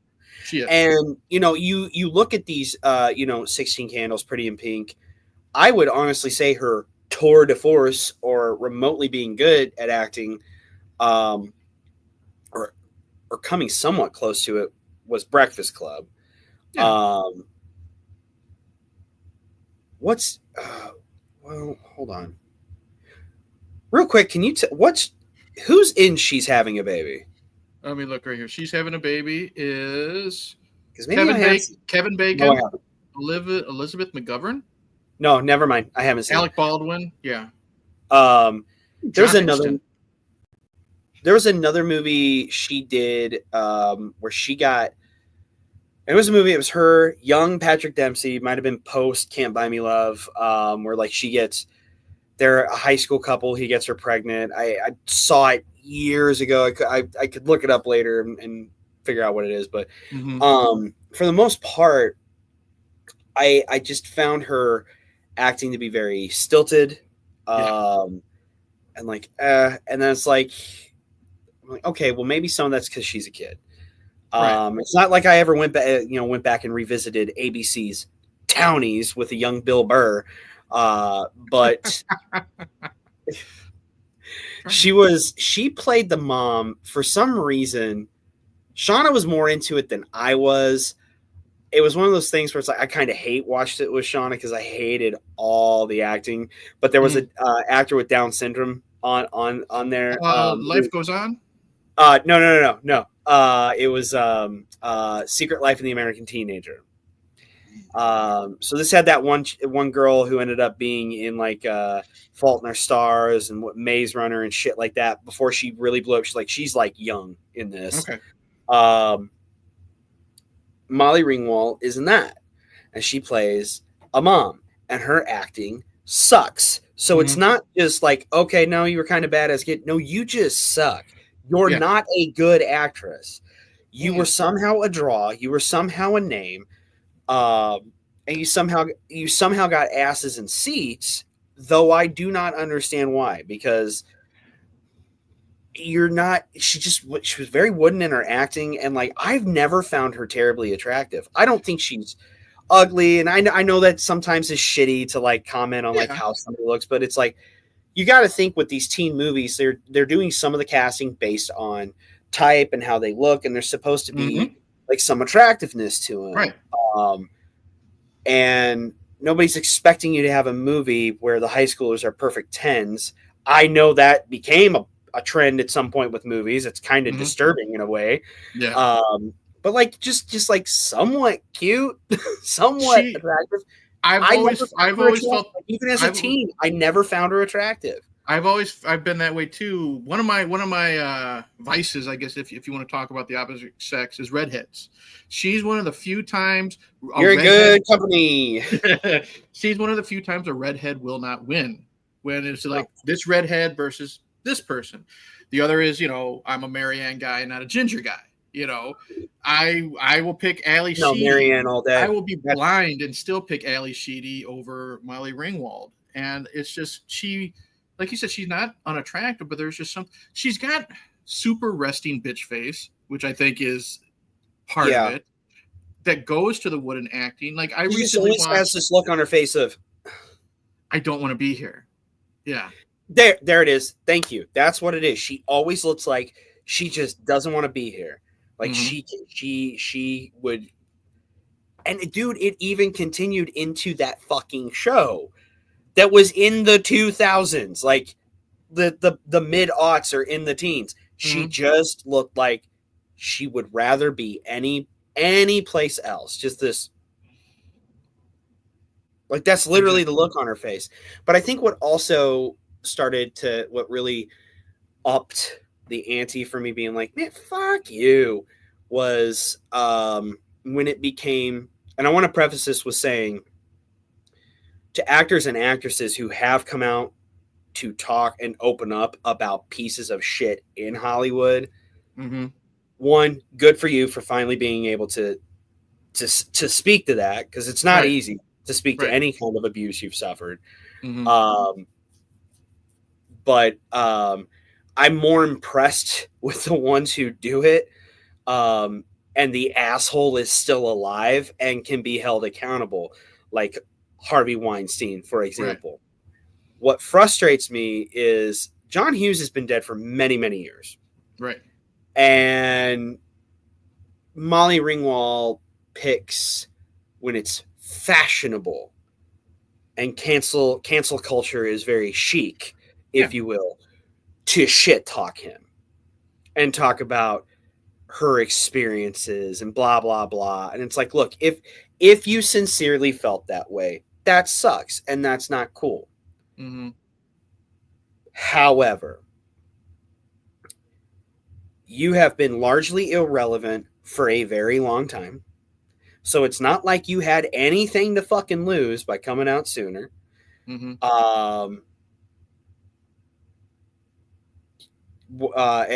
you're picking a very tumultuous time where it seemed like every week in the news cycle or in the Twitter sphere, somebody else is saying something about a director, a producer, an actor, anything.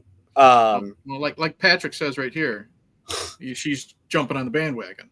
Thank you. That's it. It just, when she did that, it felt like you're jumping on a bandwagon. You're clout chasing is what you're doing. Because I don't think you really had that big of a freaking problem with whatever was going on. I don't think you did. Or if you did have a problem, it was more than likely with Judd Nelson, seeing as how he was Mr. Method and bullshit. But I don't know. She just seems so full of shit. That's really what it comes down to. It's one thing. It's one thing looking back 20, 30 years and looking at the themes of the movie, whether it's, Long Duk Dong and the stereotypes and stuff like that, not being as comfortable with it now. That's one thing, because a lot of actors do that. And, I look at stuff that I've said and done 20 years ago and I'm like, ooh. Oh, hell yeah. Or just last week. Dude. You know what I mean? So we're on a record break right now from the show. We don't. Okay. We've been off the mic for like a month. We don't go back till Monday. Okay. And episode comes out on Monday of, and I think it's our last episode of July. It's 1980. It's kind of a retrospective. It's 1985, the year that made the 80s. And it's not. It's very VH1's I Love the 80s adjacent or inspired, like how we went through, because we talk about film. We talk about film. We talk about like what was happening music wise. We talk about what was happening cartoon and primetime wise. And we talk about noteworthy news events that happened in 85 from January to December. So when we went on break, Dustin starts talking about editing. He's like, I think I'm going to go back and revisit some of these. I'm going to find them on YouTube. I Love the 80s and kind of pick and choose some stuff. Well, that sent me down a rabbit hole. So I've for like the last 2-3 weeks, I've been revisiting those series. Come to find out in 2014, because I don't know how much you follow those. There was I Love the 80s, I Love the 80s Strike Back, I Love the 80s 3D. That was when me and my wife were peak. We don't want to go out and do stuff. Yes. We're dating. We're just I'm going to stay in. We watch all that VH1 stuff. What's it's that? The 80s. 10 hours of this? Great. Yeah. And then we'll follow it up with all the garbage, like The Surreal Life and, Rock of Love, which was awful. And then all those spin-offs and Megan Wants a Millionaire, where they had the guy who killed his wife or whatever. I just looked into that today. Yeah, because somehow she came up on something. But no, they did. They did 70s, they did 90s. While we were in 2008, they did I Love the New Millennium, which even when it came out. That was I was like, what the fuck? They milked that tit further and did I Love Toys and I Love the Holidays, but then I come to find out in 2014 they did I Love the 2000s. Okay. That has been a tough sit. I'm trying to give it a good old-fashioned try, but the difference is a lot of the, like, there's no Michael Ian Black. I don't think they're using Henry Zebrowski as a talking head enough as they should be. Henry is so good. I love his podcast. Again, if you've ever, Last Podcast on the Left is a fantastic. Oh yeah, no, I have. Yeah, I have. That's where I found out about Henry. I even got, it's over there, his book of The Last Book on the Left. They wrote a book on serial killers and stuff like that. But. Well, the aforementioned Hellspawn, my brother from another mother, Dave, had me check it out. He's like, you got to listen to it. There's this guy on there. He reminds me of you. I was like, okay, I'll give it a shot. And I start listening. I'm like, I know that voice. And they said his name. I looked it up, and sure enough, it was Henry Zebrowski from Your Pretty Face is Going to Hell. And I was like, oh, I love that guy. This guy's the shit. Henry's great. So he shows up as a talking head on there. And a couple of the mainstays that were on I Love the 80s, I Love the 90s, like Chris Booker, for better or worse, Greg Fitzsimmons. That dude makes way too many masturbation jokes. I never thought I would say that about a comedian, but here we are. Some blonde comedian, I can't remember her name right now. Lonnie Love, black. I know who Lonnie Love is. She did a lot of those type of shows. She came back for that. And so did I want to say Jared Fogelbaum or something like that is his name. Very skinny guy. Okay. And then you have a lot of these. Well, and it's fitting because it's for the 2000s personalities that are more known for like their Twitter presence and YouTube presence as a comedian and stuff. And like some of them, like I'll have to look a couple of them up and I'll be like, hey, watch this episode and look at this comedian and you'll see for yourself. It's like, dude, did you go to the Disney School of Acting? Like it's like way over exaggerated. And it's like, dude, shut the fuck up. damn it. Why? How did we get on this? You said something that made me think about it. We were talking Molly Ringwald hate. Oh, 1985. That's what it was. That's how we got onto it. You're talking about this Monday is 1985. Yeah, but how we get there? You said something specifically. It was like, fuck. I remember you were watching I Love the 80s because Dustin was doing some editing stuff. And it was just before we talked about going on break. You said something about, it's funny you say that because I was just thinking about that today. Shit. I don't know. It's the Alzheimer's is working on my brain right now. I had a point with all that shit. Either way, we don't like Molly Ringwald. We could both agree on that. Like I recently rewatched The Stand, that mini series from the 90s, with Gary Sinise and every fucking person in the world. She's even awful in that. And it's just, I'm thinking to myself, she's in that? Oh yeah, she's the female lead. She's the female lead that falls in love with Gary Sinise. And I'm like, not even someone like Gary Sinise can, because sometimes if you're a bad actor or actress and you're working with somebody, they can bring some good out of you. Yes. Gary Sinise, in my opinion, when it at least comes to acting, can do no wrong. He could do no wrong. I've never seen. I remember what we were talking about. All right, let's go there before we forget again. I remember you had mentioned, a lot of actors, they'll go back and they'll talk about like stuff that they did 20 years ago. Yeah. Yeah. And it's funny, what made me think of like the I Love the 2000s, like there's stuff on that. Like it came out in 2014 that has not aged well. Like Jared Fogle comes up. It was pre-Fogle getting busted for the kitty stuff. Yeah. And I think they even like talked to him a little bit. I'm like, oh, Jesus. And then there's like other little things these very witty new brand of comedians talk about. I'm like, that even already that's not aging well. Like golly. Like watching I Love the 80s and it's nothing but the Cosby Show talk and stuff like that. It's like, ooh. We're talking about and then like just some of the things the talking heads and comedians say, like they will sit there and call things the R word over and over again. They will sit there and call things the G word over and over again. Like, wow, we were fast and loose with that shit back then. And it doesn't feel that long ago, but it is 20 to 25 years ago when those series came out. And you got to think like in the early 2000s, late 90s, early 2000s, those movies were close to 20 years old. So, a good example, because it's going to be the next record, is a Short Circuit. Like there's reasons. There's reasons why that happened. We'll actually end up explaining that on that episode. It's not just like somebody's like, hey, it'd be funny. We're gonna make a white guy be an Indian. There's a road to how that happened. Okay. But like Fisher Stevens has expressed regret over that numerous times. And is it fun to joke about it? Yeah. Was Long Duck Dong an insensitive character? No more Yankee, my wanky. Yeah. That's not very culturally sensitive. Now is it? In 1980, what the fuck ever, it was fine. Yeah.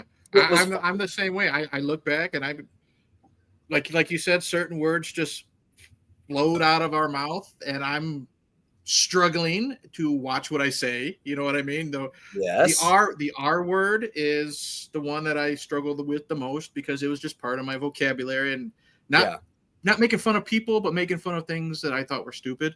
You know what I mean? Like this is, and I try to watch that. Much smarter. It's but yeah, I understand that. Like, first time I saw Fisher Stevens was outside of Short Circuit was I got it over there because I'm doing Dinosaur Month on my channel and I'm going to discuss the Super Mario Brothers live action movie. He wasn't that. See, my first one of the villains, and I'm like, oh, Hackers is good too. I remember it's like because I knew Fisher Stevens was in Short Circuit and I knew Fisher Stevens was in Short Circuit too. So in my little kid brain, Fisher Stevens was an Indian guy. I know. And then along comes Hackers and I think Angelina Jolie's in that. Angelina Jolie, some dude that would eventually be in Trainspotting. Fisher Stevens. And I'm like, Johnny something is his name. I was like, Fisher Stevens, great. And then I see him in the preview, I'm like, hold up. That's not him. That can't be. Hold on a minute. Right. That's a white guy. Yeah. that is a white guy. And then I end up, this is in the early day. There's no internet. Well, there's internet, but there's no Wikipedia. Right. It's like a few people in the country, like talking to people with like, SCSI and shit. And I'm like, whoa, he's a white guy. He's a white guy. What? So yeah, there's tons of shit. There's shit we're doing right now that we think is perfectly fine, and there's some people are going to think they're just and wonderful, and wow, look how great we are, yada yada yada. Then in 20 years is going to age like fucking milk. Oh yeah. One of my, because we mentioned joysticks, one of my favorite sex comedies, because I'm not big on like 2000 sex comedies. Like I fucking hate American Pie and all that stuff. But one of my go-tos that I still love is Revenge of the Nerds. That's not, look at some of those regrets some of those people have, the guy, I know the guy who played Lamar, he is appreciative because that gave him a career. Other than that, he was also, the one black guy in Karate Kid, during the tournament, that's it. But a lot of, I get it. A lot of people are like, ooh, oh. Yeah, you go back and look at that Darth Vader scene. Yeah, I know. Or that's just, an episode of SVU now. or Brian Tochi, who I love. He's the voice of Leonardo in the live action Ninja Turtles, so that's my go-to. But when he's on a tricycle and he's getting drunk and he's got like a bonsai helmet on and they're singing Daisy Daisy in Mandarin or whatever it is, I'm just like, ooh. I still find it funny, but I'm just like, ooh, that is problematic now. Yeah. And so I do get when Molly looks back and says, wow, a lot of 16 Candles was racist or at least culturally insensitive, however you want to look at it, or a lot of the sex jokes. I still say Anthony Michael Holland did not bang the chick when they were drunk. It was made to look like that. But she thinks it was promoting rape culture because she says that Anthony Michael Holland's character did sleep with her, and I'm like, no, they're just asleep in the car, and they wake up. That's how I look at it. Well, based on the dialogue, I think they did, and I think, yeah. It's been a while since I've seen it, but yes, the gal was pretty. The character is pretty drunk, but I think you look at all the beer cans and stuff. I think, which he's an unnamed character. He's just the geek. Yeah. Gets pretty soused because he doesn't even remember what the hell happened. He has no idea why they're there, and he doesn't even know where they're at. She's like, "This is the parking lot of my church," and he asks her, "Did we?" And she's like, "Yeah." Was I? And I think he's like, "Was I good or anything like that?" And she's like, "Yeah," or something like that. So and that is kind of the flaw in Molly's argument about that movie. It's not supporting rape culture, right? Like that gets that is one term because it's such an ugly crime that is. You and I have talked about this before, just in texting, like how I feel about that and certain other crimes, and what I did to an individual in college because of decisions he decided to make towards somebody else, and how that worked out for him. But anyway, I think the statute of limitations has passed on that. Yeah. But beat the hell out of him though. Yeah, all that build up to not self-incriminate and just say, "Nah, I beat the shit out of him." And that's comedy. That's one of those terms, just like people like how they throw around the term Nazi so easily. Like, I don't think you understand the gravity that word and those connotations have. Like, that scene depicted two high schoolers who got drunk and fucked around. Right. Is it unseemly? Yeah, you could call it unseemly, but to sit there and say it promotes, rape culture, how? Yeah. Because we don't live in, if you want to sit there and make the argument that there are disparities in society, that there are certain times where it is, like, who was that little shithead? This is a few years back. I know I was with Shauna, so this would have been about 2005 14 or 15, that college kid, Brock something, little shithead with the poofy blonde hair. Him and a girl, he was a little fucked up himself, but the girl was just, this is real life. This is a real life thing that happened. And he was caught in the book, and they did an SVU episode based on it. Okay. Where he was trying to get it on with her, like in the bushes. I mean, she's out cold. Mm-hmm. And, you know, some of the arguments that like his defenders and defense attorneys and shit like that were saying, like, well, you know, you're going to ruin this kid's life over a couple seconds of action. Like, do you understand how gross? Do you remember what I'm talking about? You remember? I think so.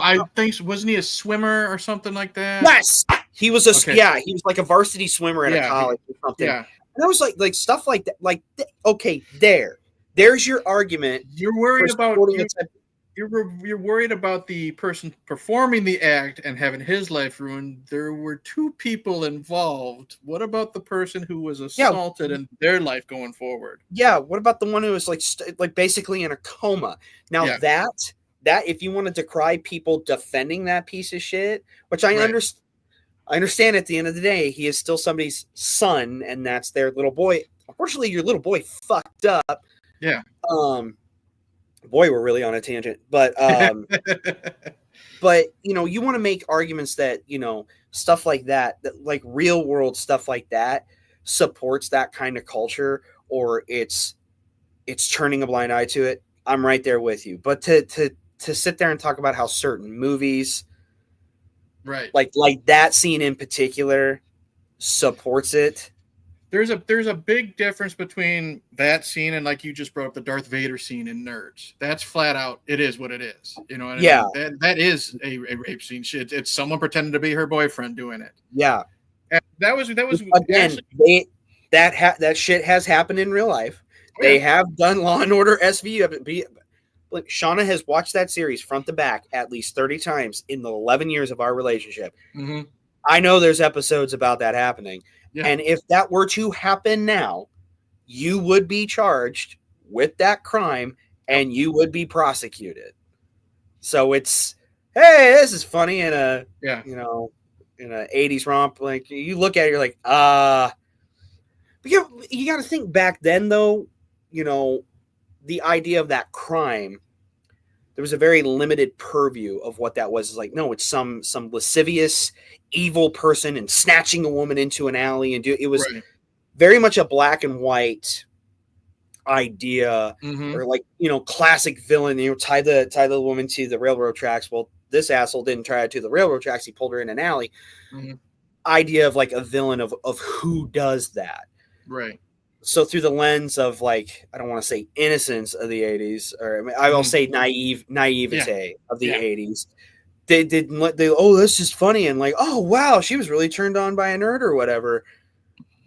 You look at it 30 to 40 years later, like, oh, no, that's assault, brother. Yeah.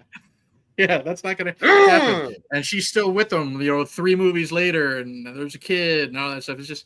It's just really weird. Here's, you know, one thing that I didn't even think of, and the good thing for this tangent. Do you think John Hughes would be successful if he was making movies now, concerning what we were just talking about, how a lot of his stuff was kind of, yes, you know, he had, yes, because he would be making different movies. You think so? Yeah. Okay. But he wouldn't sit there and still try to make the same old movies. But let's say he was still a writer director. I think he would end up doing one of two things. He would either sit, because even a bad children's movie is still going to make money. It's going to take you to the theater.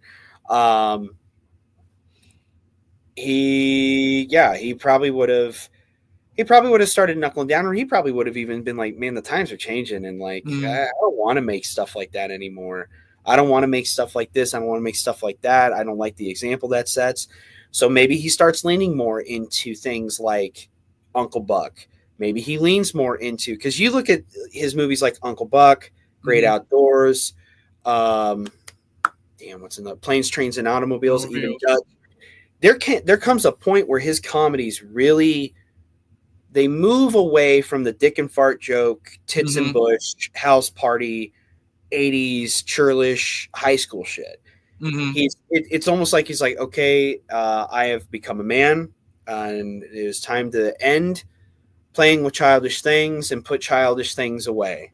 Mm-hmm. And he starts doing more adult films or more adult themes or things where the centerpiece is the family stuff going on with the family. Mm-hmm. Yes, Kevin Arnold is the main character of Home Alone, and it's wish fulfillment on the part of the kid, but it's also a parent coming to it's a kid having that wish fulfillment of like, well, you don't appreciate me, and I wished you away, now you're gone, and then coming to realize I really do miss my family, and like, yeah, they are annoying, and yeah, they are. My older brother is an asshole, and sometimes my mom is unfair, but boy, this is awful lonely. That's a really good point, because I don't mean to interrupt you. I don't want to forget this is. We mentioned it before when he can do the drama stuff like you mentioned. Absolutely. Oh wow, John Candy's dead or wife is dead. One of my favorite things. Again, I always bring this up. It's a Christmas Story again. Your tastes change when you grow up. As a young kid, I loved tongue stuck to the pole and the zaniness. As an adult, my favorite scene is the old man and mom watching the snowfall. Yep, that's one of my favorite scenes. I mean, and dead ass end of the movie, but it's one of my favorite scenes. My favorite scene. Dead ass end of the movie, Home Alone. As a kid, I love the burglars, the traps, this and that. As an adult, my favorite scene is when old man Marley is reunited with his granddaughter. Yeah. I cry. I'm man enough to admit, I cry every time he looks at Kevin through the window and waves that thank you wave. Like, motherfucker. It's stuff like this. I just saw, Joe Pesci have his fucking head set on fire, and now I'm crying to this sappy shit, but it works.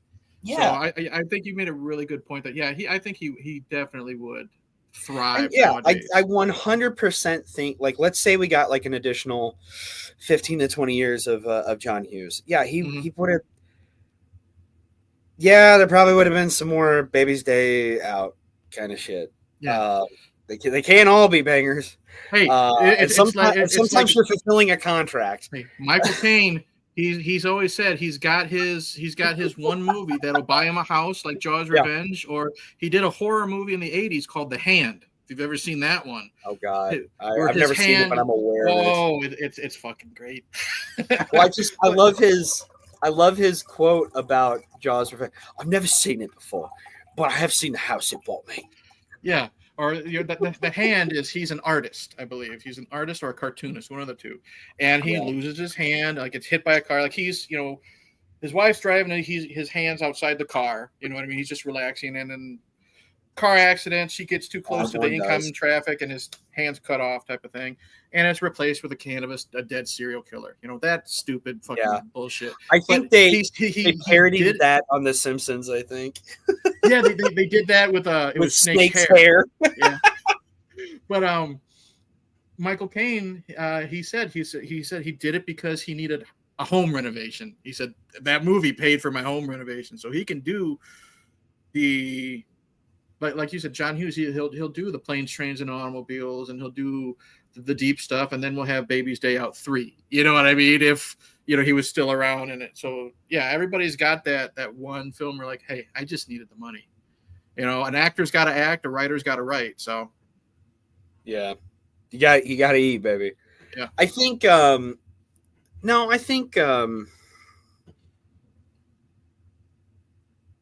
I think he probably would have leaned more into his style with Planes, Trains, and Automobiles and Dutch. I think we would have seen a little more like that out of him. So yeah, I absolutely, because I mean, there's directors today who did stuff in the 80s that I'm sure they're like, oh boy, that sucked. Yeah. It's very easy, and this is what sometimes annoys me in general with people. It is very easy and so very convenient to judge the past and judge the action of the past. And that's, I mean, you and I have talked about this personally through text and stuff. and I've talked about it somewhat on the show. I mean, it's very easy for me. And I think sometimes it's out of like embarrassment in some cases, or it's like some people I think want to chase some kind of clout with it. It's very easy to judge the past and the actions of others in the past, without stopping and realizing the conditions under which they did what they did. That's something I've had to stop to consider in my very long road in forgiving all three of my parents, or coming to accept certain things about my parents. So, one of the first things we talked about was Weird Science and like how young I saw it. Well, and then Susan coming onto the scene and really tightening the leash. I had extremes. I had like, I don't want to say I had no structure and absolutely zero rules, but I had a very long leash with both my parents, to lesser or greater degree, to detriment sometimes, to benefit on others. Right. And in comes Susan with like a damn choker chain and leashing me up to the tree, so to speak. I think part of why Dad, for example, had such a leash and was like, well, yeah, let's watch this movie, it's not a big deal. I learned more about my dad's childhood. It was rough, and he had to grow up fast. So I don't think he was like, I mean, no, very few parents go into it thinking, I'm going to fuck my kid up, this is going to be great. I think his idea of what's appropriate for a 4 to 5 year old was very warped because of how fast he had to grow up and what his childhood looked like. So to him, all this shit that was like nightmarish to him, and like, oh my God, I can't believe I went through it. My son will never, ever go through that. Watching Weird Science with your 4-year-old son on a weekend when you have him, and okay, you see some tits for a second. Okay, that's remarkably tame to what I was going through when I was 4 or 5. So it's okay, fine. He saw some boobs, whatever. He's going to see him eventually. Flash forward to now, kind of the same thing. It's like, well, I mean, the things I went through. So no, I don't want Henry seeing tits at 6. But dude, it fucked me up. I'm still a very sexually charged person, not to get gross or anything. No. I was exposed to like, and it wasn't just Weird Science. It was like shit like hardcore pornography. Not from my dad, mind you, but like older boys or stuff like that. Like getting exposed to shit I had no business being exposed to, and it fucked me up, man. So that's a big reason why, like, no, I don't want Henry to watch Weird Science yet. Yeah, and I get that. And like you said, judging the past, I mean, this past week when it comes to 80s people passing away, we've had no one can say a bad thing about Malcolm Jamal Warner, but everyone's trashing Hulk Hogan for certain things he said and done. And you don't want to forget that, Ozzy Osbourne also tried to kill his wife and killed animals and stuff like that. It's very, very quick to forget that. But I think part of that juxtaposition there, though, is Ozzy did do some bad shit. Yeah, he did almost kill Sharon. Yeah, he was fucking fucked up on drugs. Yeah, he did piss on the Alamo. Yeah, he did, when he was touring with Motley Crue, snort a line of ants. Yeah. He was fucked up. He also, I think he's very aware, especially his twilight years, the last, I'll say, 25 years of his life. I promise you, that man, year after year, the more that things went wrong with him, or the more that he lost as far as like faculties, motor skills, what have you, that there were, I guarantee you, that man had moments either with himself or probably even with Sharon, talking with her, crying, saying, I can't believe I did this to you. I can't believe I did that. I can't believe I behaved this way. Everything I'm going through right now, this is my fault. I deserve this. I earned this. I wrote this future, blah, blah. I guarantee you he had those thoughts. Ozzy's not a perfect person. And yes, it's people are forgetting a lot of the shit we learned in that 1999 to 2002 episode of Behind the Music, where like, he beat the shit out of Sharon. He tried killing her because he was so strung the fuck out. Right. But then his second act, if you will, was one of like, all right, I'm not doing this anymore. I'm not doing these drugs anymore. I have fucked myself up. I'm going to love and cherish my wife. I'm going to love and cherish my kids. I'm not perfect, but I'm going to do my best. He at least tried to be better. Right. Then you have the Hulk. Yeah. Oh, I'm not defending him. Trust me when I say that. I'm not defending him. I think it's very fashionable to pounce on him right now, mostly because he was very MAGA. He was a big Trump guy. And I got to tell you, I mean, that is one thing that just, it will bring my blood to a boil these days, is this definitive, like, Trump's a piece of shit. He's an idiot. Fucking moron. Yeah. What else do you want to say? But this idea of like, and there are people, like I've had Trumpers in my life who are just, they are pissed off. They are, especially with some stuff that's obviously going on right now involving certain files, that are very pissed off because they feel duped. That was one of the things he ran on. This promise of like, oh, we're going to get to the bottom of it. We're going to release it and it's going to be huge. And now, nope, we're not releasing it. And like when Marjorie Taylor Greene, aka Ron Perlman in a fright wig, and could easily transition the porn, Laura Boebert, are saying things that liberals would agree with, like as far as like holding his feet to the fire about these files. That really says something, in my opinion, because those two are batshit crazy. But that being said, I think it has become so fashionable, and it's on both sides. Like both sides will just tear each other the fuck apart for no good reason. Both sides are bad, and I'll die on that hill. And my point was, with Hogan and Ozzy, I was just gonna say with Hogan, his quote unquote offenses are more recent. Learning about his shit behavior is more recent. Yeah. And he's kind of doubled down in some areas. Now, he has been wonderful to kids right up until the end. Like, that's what I'm talking about. Very good to kids and donating and always very kind to children. And Make-A-Wish. I do think there's merit to that. And I do think people need to keep sight of that. Like, does it suck that he was so doubled down about Trump? Yeah, that sucks, man. It sucks that he liked the guy that you hate. That sucks. It would be great if he liked the guy that you liked.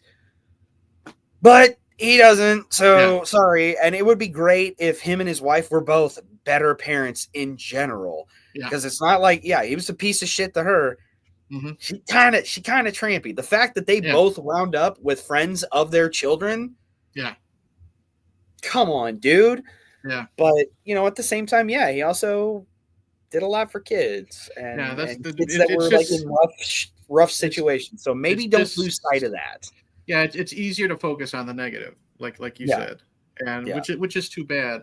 But again, you look at the vast work that the person has done. Then again, going back to John Hughes, we'll end this soon. Is you can say, when you pick apart a movie, like ooh, no, but you see his vast amount of work that he's done, and the good that he's brought. Not just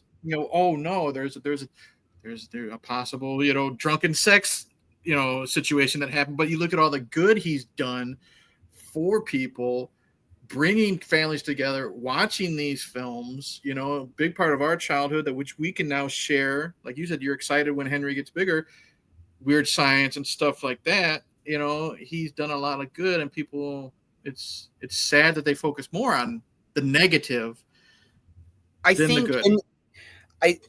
And this is why, because I never really 100% cared all that much for Molly Ringwald to begin with. But when her I'll call it what it is, Too Little Too Late bandwagon bullshit, Put Him Down, came out,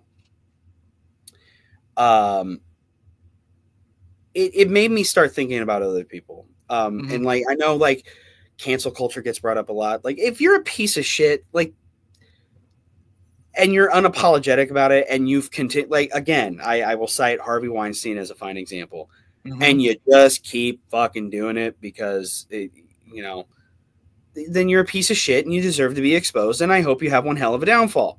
Right. But I think where a lot of the criticism of cancel culture comes in is you will have people out of nowhere, and I have a perfect example of this. You will have people get hyper focused out of nowhere on one person.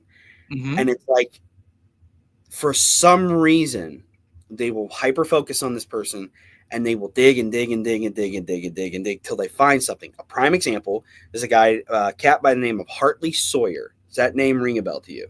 No. Okay, so he was on CW's The Flash for a while. Okay. He was elongated man. And then right around the time that everything with George Floyd happened, and the BLM movement started happening, and this is why I get fucking pissed off at like celebrities getting involved with causes, because it feels very cheap and tacky. Yeah. And it almost always backfires on somebody. At least that's the way it's been for the last 20 to 30 years. The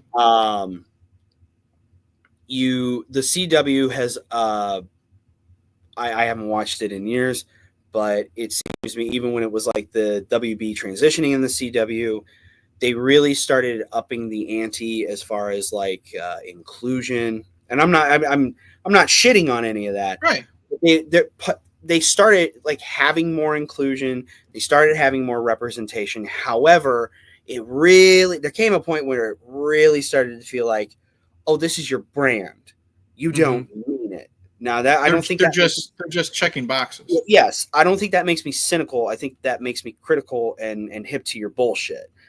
There is a difference between putting effort into a work or putting effort into a change because you mean it, and doing it because it's fashionable. Right. Target's a very good example of that.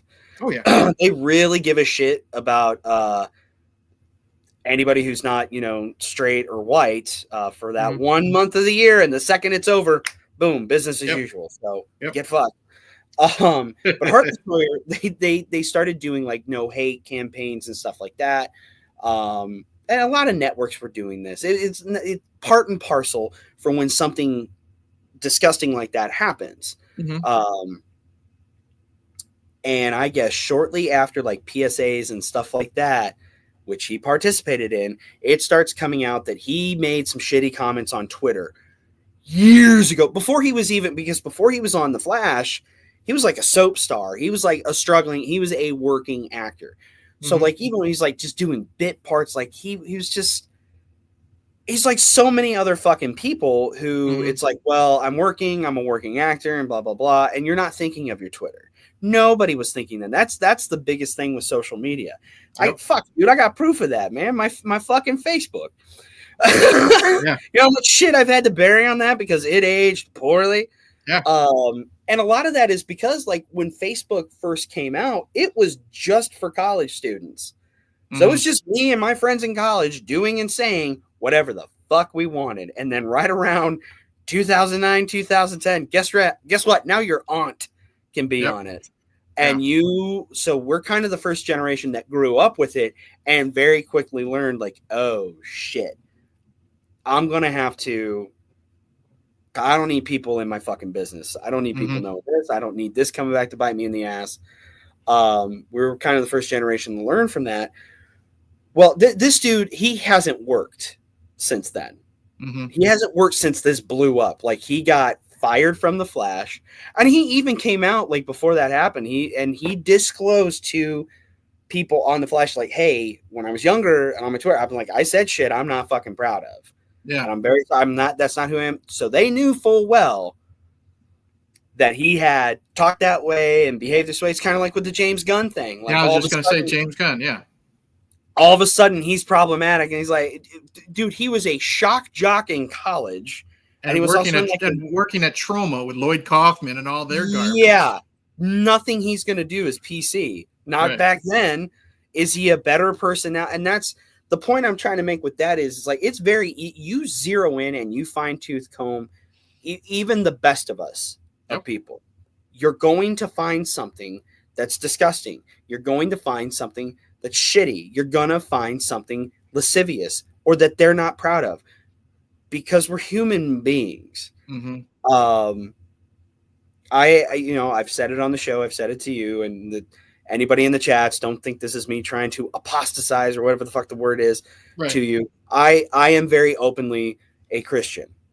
I am a wildly flawed one, even on a good day, but I am a Christian nonetheless. And yes, we are made, if you subscribe to what I believe in and what have you, we are made in God's image, but we are mortal and we are imperfect. We are learning.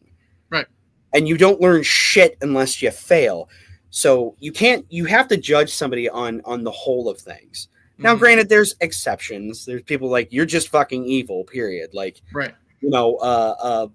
pedo scum that like makes a, 0 hour, confession to God or whatever and ask for forgiveness. Like, nah, you're a piece of shit.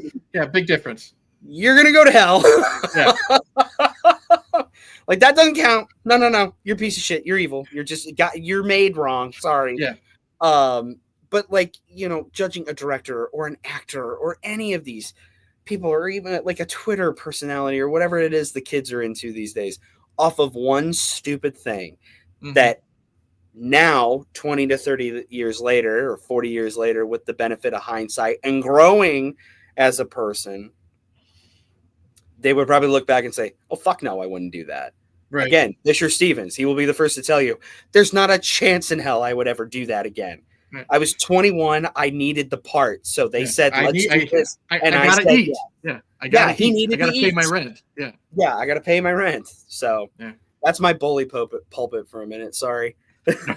Well, with that, I want to thank Derek for joining me for a couple hours of shooting the shit on John Hughes, talking about, amongst other things, including his vast amount of pets inside and out the house. Before we end this, Derek, do you want to promote what you have? Either, I know a lot of times you like to keep it a secret, what you have upcoming on the podcast, but you can promote what you have this month, all the socials, anything you want to do to promote Yesterdaze? I sure can. Before that, let me ask you, is there any other like must-have John Hughes questions you wanted to dive into before we know what? Okay, before we do that, you were not able to make the John Candy stream because you were hit in the face with a brick of sickness. Is there anything you want to Is there anything you want to say John Candy wise, with or without John Hughes, that you wanted to touch on when you couldn't make it? Or would that be a part 2 type of thing? That could be a part 2 thing. I will tease with, I absolutely love John Candy. That was the first celebrity death that I was like, oh, like I got sad. I cried about because I loved John Candy. Thanks, Russell. Thanks, buddy. So we'll say, when you inevitably do a John Candy 2 Electric Boogaloo, I will holster that stuff. Just know I absolutely love John Candy. I will even sit there and watch Who is Harry Crumb. Can't do that one. I've tried. There's a couple scenes in that I'm like, yeah, okay. If Frenzy was here, even he's Mr. John Candy. He would say, fuck Harry Crumb. But art is subjective. It's not great. But no, I for the most part, I mean, he's got some stinkers, but for the most part, I just love me some John Candy. But I just uploaded a little short we did discussing Summer Rental. I uploaded that yesterday. I love Summer Rental. That's both mine and Alex's favorite John Candy movie. I will say my absolute favorite movie of his is Uncle Buck. That is my favorite. Okay. It's a good one. That's a go-to for the wife. Yes, that's your Derek J. Hoover, John Candy assessment in a nutshell. As far as what to promote, my little ditty of a show that I do is Yesterdaze Podcast. It is a podcast that comes out every Monday on your podcast app of choice. I do encourage you, if you aren't subbed, sub to my YouTube, Yesterday's Podcast, and some of the, I think our first 10 back episodes have been transferred over to YouTube. Mm-hmm. Unfortunately, Sean and I were working on that. We're very busy, and there's a lot of extra stuff we do for the Patreon. So yep. We haven't completely given up on doing that and converting episodes over to YouTube. It's just very slow going. But what you will see every week is a short on YouTube, just promoting like what's coming out, keeping you in the know. So Monday we'll see the end of July, that closer of an episode. It's also our 100th episode of Yesterdays, if you can believe. Good for you. That. Good for you. That shocked me. I couldn't believe we were already up to 100. I'm like, oh shit, okay, let's go. So that is more of an infamous loosey-goosey list episode of shorts where it's the theme. The title of it is 1985, the year that made the 80s. Like you and I have talked about it one-on-one before, but it's come up on the show. Like there's so many good things that came out in the 80s, but 1985 is just this zenith powerhouse of a year where a bunch of shit that defined the 80s was either at its peak or debuted. Right. So we touch on that. I'm really looking forward to the edits. I gave Dustin a lot to play with. I will give a shout out to your co-host, Jason. I love Jason. He's now no longer known as the other guy to me. I should hope. No, it was just an ongoing joke. But since his help with the item shop and getting me some food fighters, he is no longer the other guy. And I've been telling you guys for months, I do have stuff to send him and you and Dustin.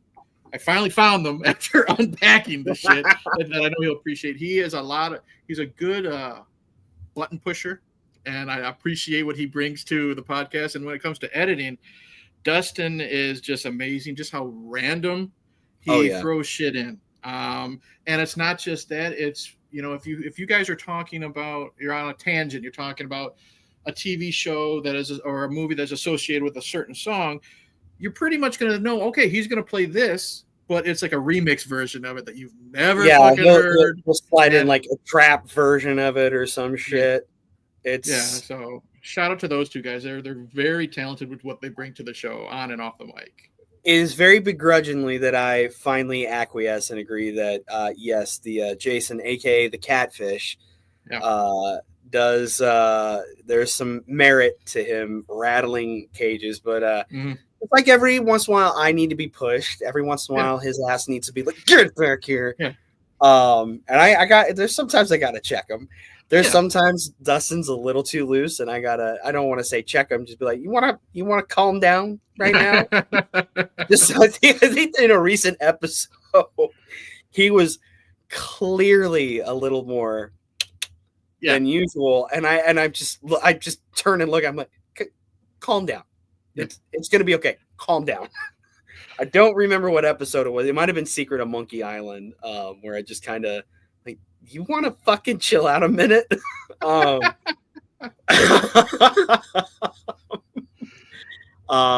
that comes out on Monday, and it should be a lot of fun. And yes, speaking of Dustin as well, he is. I will argue. I feel that we are probably one of the, as far as post-production goes, we are one of the best podcasts out there. I don't think there's really any shows, not many, that put the level of post-production into it that Dustin does. That really, that's where we're three funny guys. We have a good time talking about this. We know how to push each other's buttons or nudge each other towards a certain joke, or sometimes one of us will say something and one of us will look at the other and we know exactly what the other's going to say, and we know how to build off of that. That comes from 7 years of podcasting together.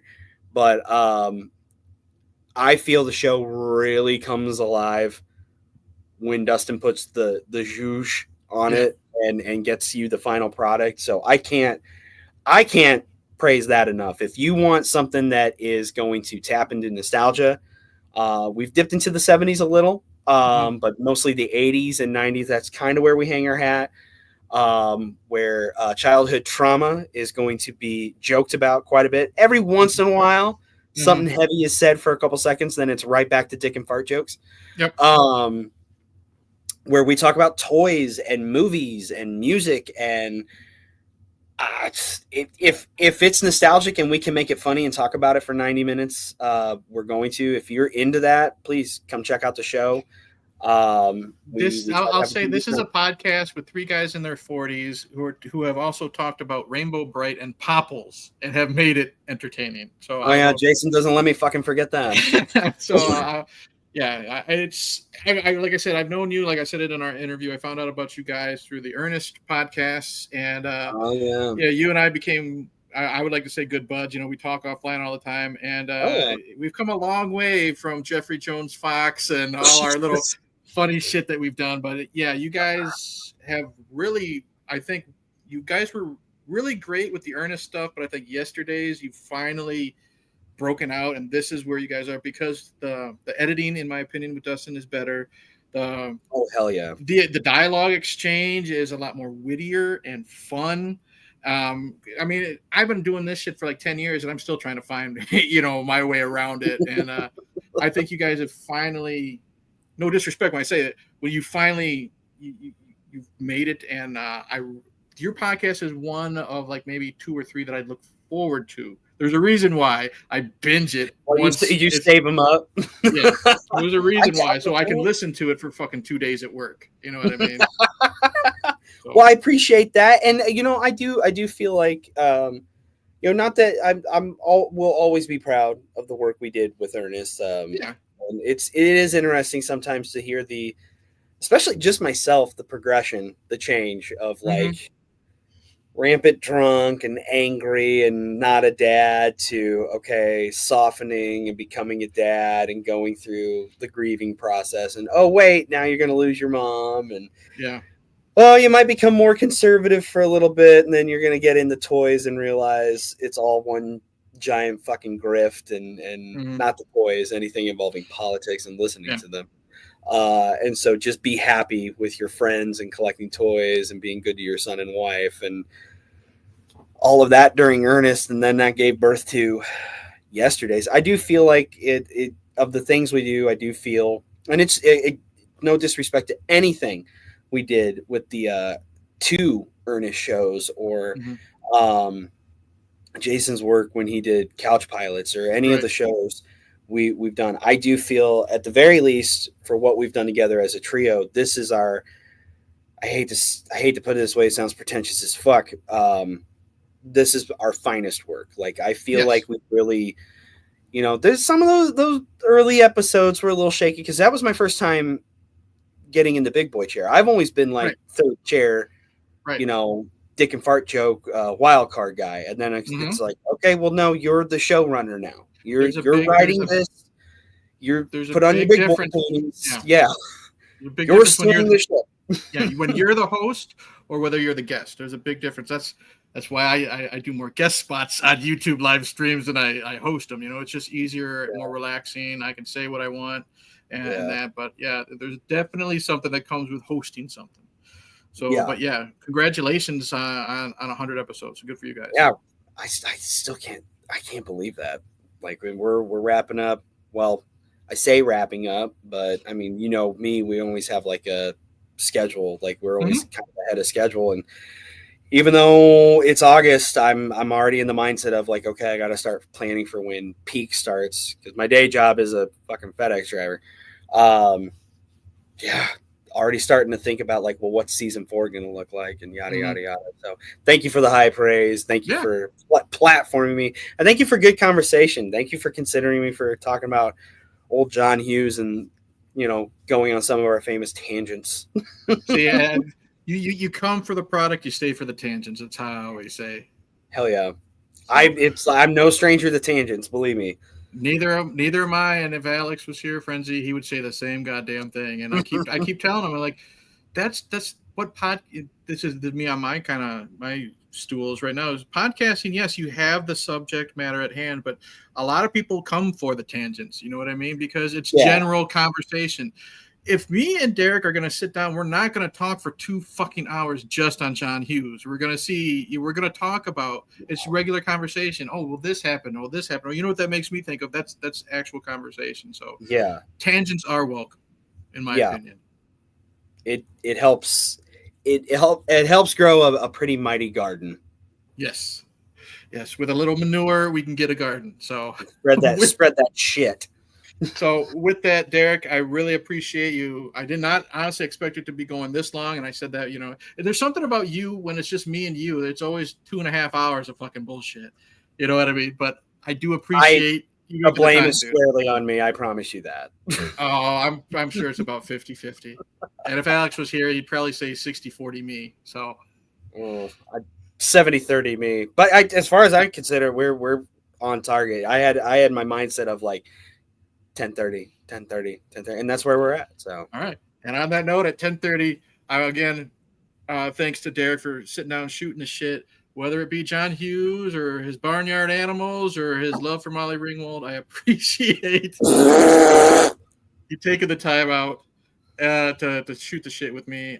You are always welcome back. The next time we have a major nostalgic thing, you're always going to be the guy we at least look to.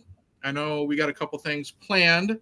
I won't say them yet, because I'm one of those guys that once I fucking say it, we're not going to do it type of thing. But yeah, I will have Derek's podcast information as this is finalized and being uploaded, because YouTube's kind of fucking when you do live streams. You can't edit while it's uploading. Yeah. It's all... See, I watched myself. I didn't say the R word. It's all stupid. You know what I mean? But Very with good. that, I will have his information in the description below. Thanks to everybody in the chat that I ignored, but I appreciate you anyways. Appreciate you, Derek. And we will see you in the next one. And make sure you check out episode 100 of Yesterdaze this Monday. Yes, I want to end the fucking stream. Why do you do that? Do it.